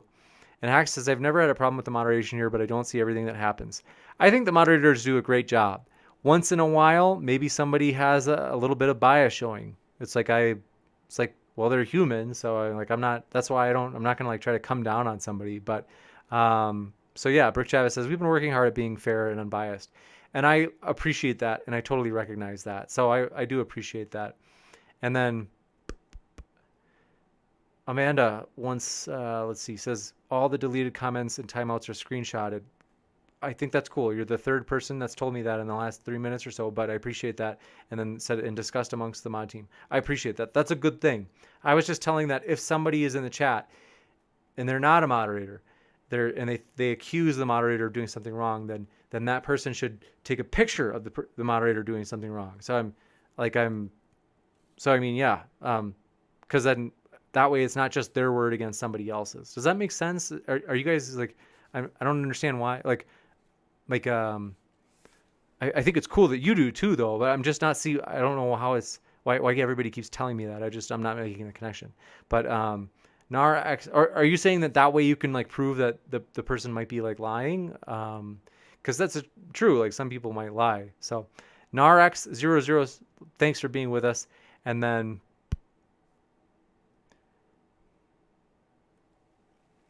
20 faces. How are you supposed to screenshot a deleted comment? So if I remember right, I think you're still able to see your own comment.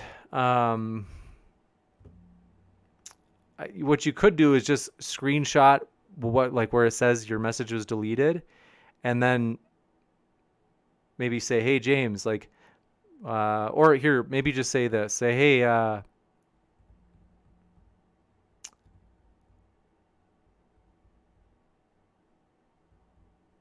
let me know if you do put something in the chat that gets deleted. Are you able to see it or not? Because that is something that so fortunately the moderators do take these screenshots. Let me see. Somebody willing to let me delete their message for a second? So I'm going to delete 20 faces. I'm going to delete your message to see if anybody's able to see it. So if I put user in timeout, I think this will delete your message. This is message deleted by modern day debate.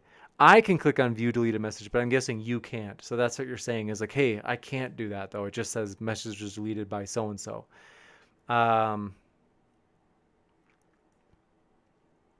Thanks for support. Mega Dude Man says James runs a fair channel. Yeah, I appreciate that. Let's see. And then 20 faces, I wasn't timing you out to be mean to you. It was because I'm trying to see, like, 20 faces, let me know if you can. So you can't see your message that you just put in. Like, let me know. Code 5601, thanks for your kind words.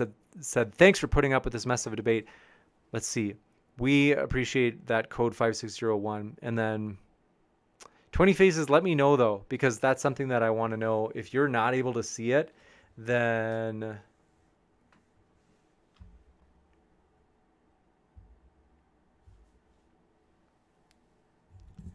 all right, so I'll delete Tom's message. Framed one says you're a mod. That's why you can see it. So if I delete Tom's message, Tom, you're not able to see it, are you? But you're a moderator, so maybe that's why. Let's see. But moderators, I will mention, moderators, I will just say this frankly, that if someone says, if they don't categorize, so for example, I think they said, I don't consider trans women to be women. That's not my definition of women. And I think someone did delete it. And I would say it is true. Like, it's like that wouldn't be harassing a guest if they say that. So I think that our rules, if we stick to just our basic simplified rules of like no harassing a guest, no hate speech. If people disagree on the definition of a woman, so they're like, well, I wouldn't count, if they say I wouldn't count a trans woman as a woman, I'm like, if they have a different definition of woman, such that it fits with Tom's, for example, like, I don't think that's hate speech or harassing a guest. I don't think it's something that we should delete. And so now if they're purposely, like, let's say Tom identified as a male and they were purposely trying to needle him and they're like, oh, hey, Tom looks great, doesn't she? And it's like, okay, well, if you're trying to antagonize a guest by misgendering them, it's kind of like, that's where we would say, like, why are you trying to personally try to irritate, go after this person? And so, does that make sense, moderators? Let me know.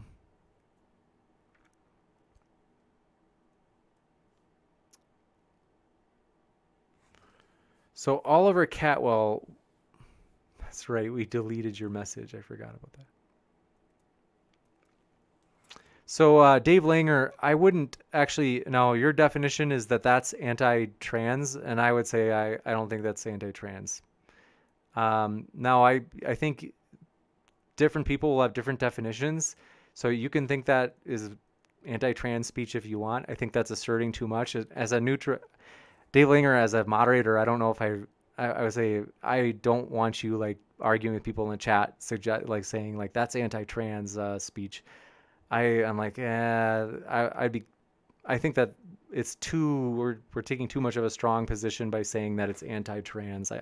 I'm like, this is where I'm like, I think we're finding some, where I would say, I think I'm wanting to be more neutral than that. And then Mega Dude Man 21, let me know if your message, if you're able to see it. And next says, thanks, James. I have to go early. I think the PayPal stuff went through okay. Put a note on it. Thanks, mods. Sorry and hacks for my delay on that. I will check it out. And then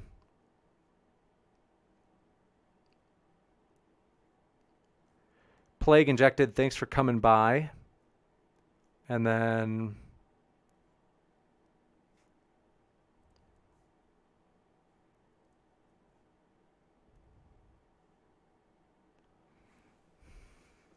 so Platinum says you can screenshot it. Can anybody let us know?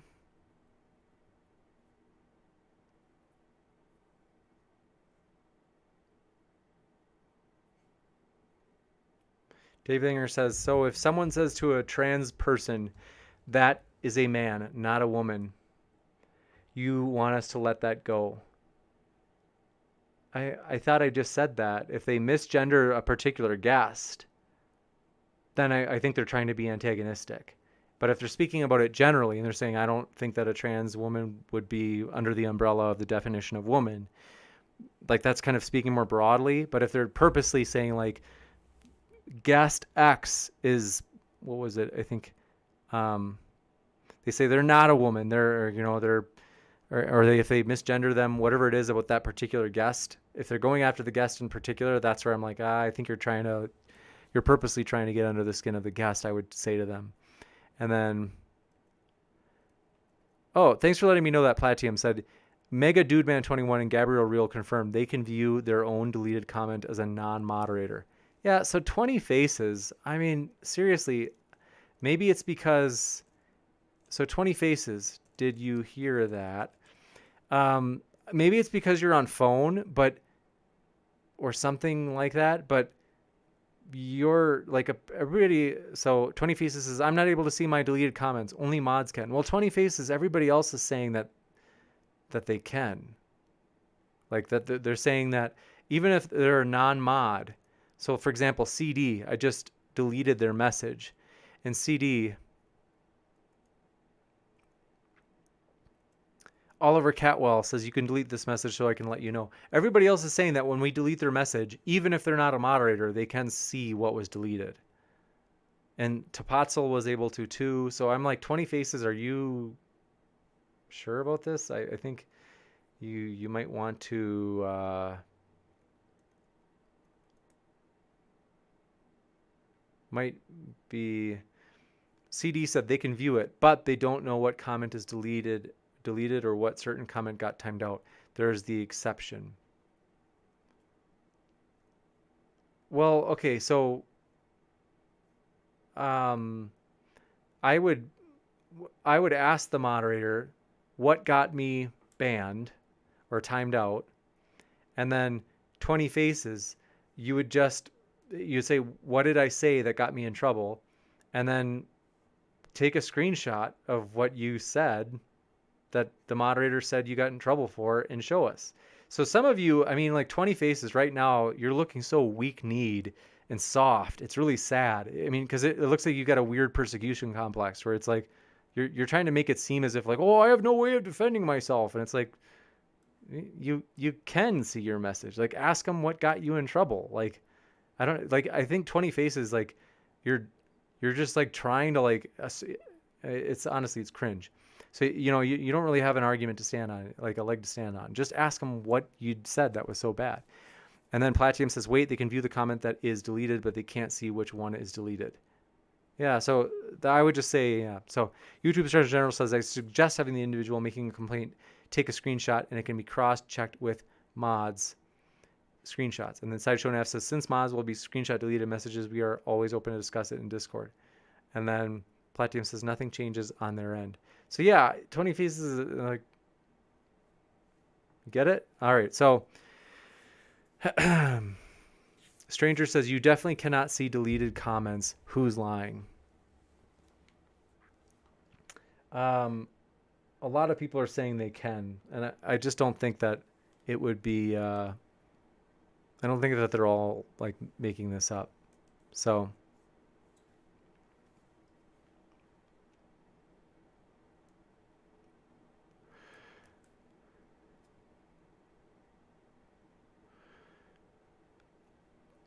but yeah, so we want to say thank you for your support, folks. We hope you have a great rest of your night, and hope you keep sifting out the reasonable from the unreasonable.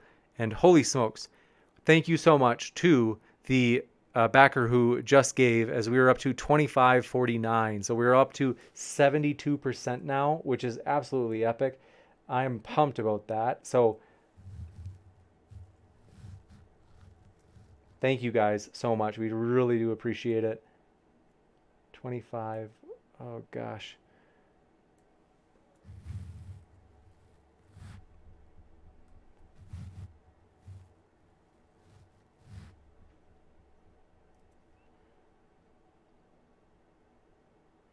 So now, I don't know if you're able to see it on screen, but that is where we were currently at. So we jumped up to 72%. So thanks so much for your support of the Kickstarter.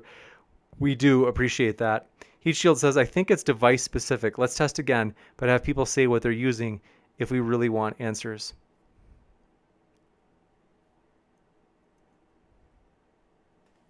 Here, let me see. I'm going to use the Modern Day Debate. I've got 2 Modern Day Debate accounts, so I'm going to do it, and I'm going to see what we get here when I delete myself.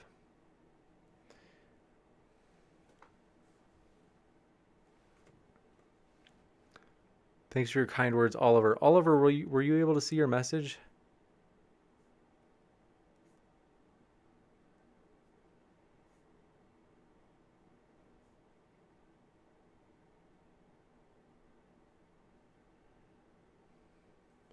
So here, I'm clicking on it now, and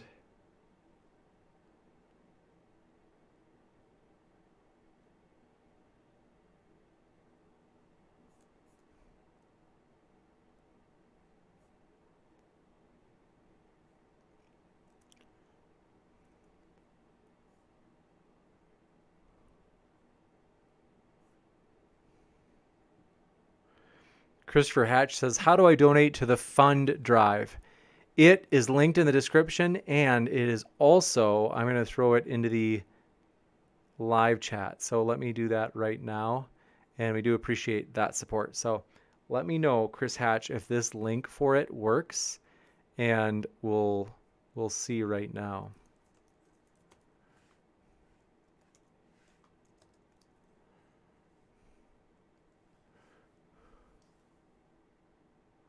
TJump, I'm open to an Israeli-Palestine debate.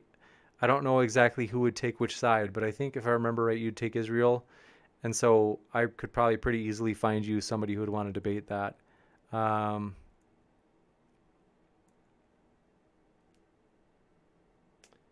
let me see here. Let's see.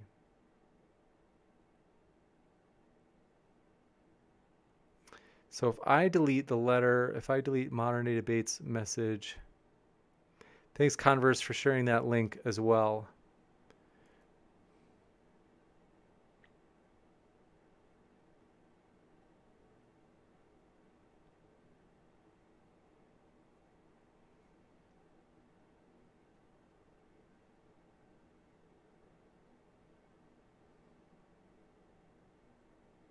It's not even uploading.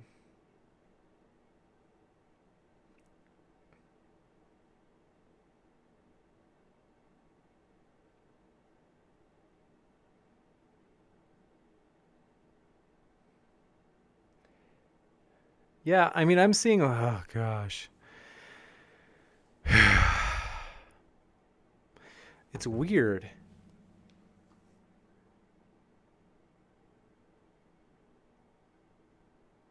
You're right. So, okay.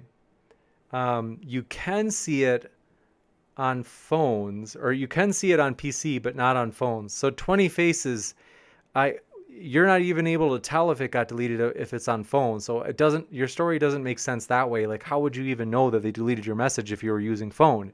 So, because you knew that they deleted your message.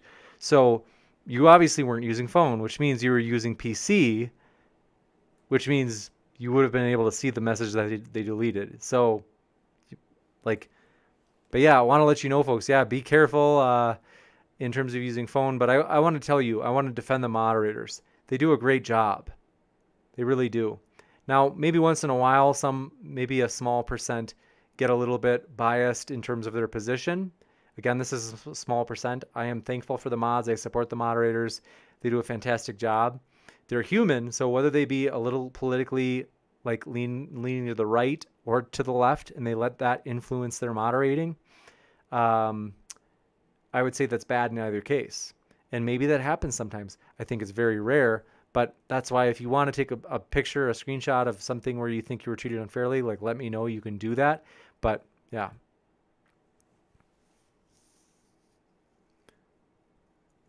And then also message from CD said, people I think are saying people can't see a comment that is deleted is only if it was never touched. It makes more sense. That does. I get what you mean. Thank you for that feedback. Stranger says you can see it on some devices. Oh, okay. So it might even be different on tablets. Thanks for letting me know that. And then Russell Scott, thanks for being with us. We are glad you were here, though. And Hillary Scroggins, thanks for coming by. You're not early. You're a bit late. The debate already happened, but we hope you were doing well, and thanks for coming by. As well as Eric Yun, thanks for being with us. And thank you, Christopher Hatch. Seriously, I appreciate it so much. Says, at work, James, I sent in my $3. Seriously, Christopher, that really does mean a lot. The fact that you'd go the extra mile. And so thanks for that. We really do appreciate it. And so we are excited about the future, folks. It's going to be epic. So thank you guys for everything. We love you. Appreciate it. And so we'll get through all these challenges in terms of what is the word I'm looking for? I would say, like I said, the moderators are doing a great job. I completely back them. And so in terms of like the challenges, in terms of like what's okay and not okay to be said, we'll feel it out. We'll get there. Not a problem. But thank you, moderators. Thank you, Hannah. Thank you. Oh, there's many, but they're fantastic. Heat Shield and Converse. Thank you, Dave Langer. Thank you so much, mods, for doing a great job. We really do appreciate it. And then thanks, Mark Taylor, for coming by. Glad you're here. Better late than never. And you can always watch it later. And then thanks so much. Let's see. Oh, I wonder if it could even matter according to the browser you're using, as CD said. And then Paige Faust, thanks for coming by. We are glad you were here as well. So thanks, everybody, for your support. Seriously, moderators, great job. You're doing a great job. If there's issues, we'll work it out. And I've got to say that the moderators are doing a fantastic job. And like I said, maybe there's like little things that I know I can improve as my moderating, on-screen moderating. I'm open to that. And so if the moderator, sometimes if there's like a little bit of bias that it happens, like I said, small percentage of the time, that's something we're open to working on. And so I know that I've got to work on my bias as a moderator on screen. Like, I'll admit that. And so John W., thank you, John W., for your super sticker. That means a lot. We do appreciate that support, seriously. And Lily Aja says, take care, everyone. Thanks for all your support, chatters, and moderated debate. Thank you. And Platinum, thanks for being a great mod as well. And Hannah and Amanda. I couldn't say it enough. We do appreciate you, moderators, and we never say it enough. And so I do want to say we do really appreciate you. Thank you so much, moderators. Socialist Bro, thanks for making it as well. Says it definitely depends on the device you're using on the phone. I can't see deleted messages. That makes sense. That's fascinating. I never knew that. That's good to know. Thank you, though, for all of your support. And we love you guys. Keep sifting out the reasonable from the unreasonable. We'll be back tomorrow. Converse will be moderating a debate on politics. It's going to be juicy. You don't want to miss it, folks. It's going to be a big one. And then on Friday, I'll be moderating a panel, so that's going to be really fun. And then, oh my gosh, it just keeps getting better. Then, folks, we are going to have our 12-hour stream this Saturday. Let me again show you this really quick, because you might be like, well, what's all going on? We're going to have 12 debates. These are debates 3 and 4. So starting in the evening around 5 p.m. or so, RJ Downard and Sal will be debating whether or not there's evidence for intelligent design. That's going to be epic. And then the debate of the night, the one to wrap it up, the main event for our 12-hour stream this Saturday is going to be TJump against Nathan Thompson. You don't want to miss those, folks. It's honestly going to be an extravaganza, pandemonium. So thank you guys for all of your support. We love you. Keep sifting out the reasonable from the unreasonable. We do appreciate you. And so thank you guys for everything. It seriously means a lot. And we hope to see you again next time. Thanks, everybody.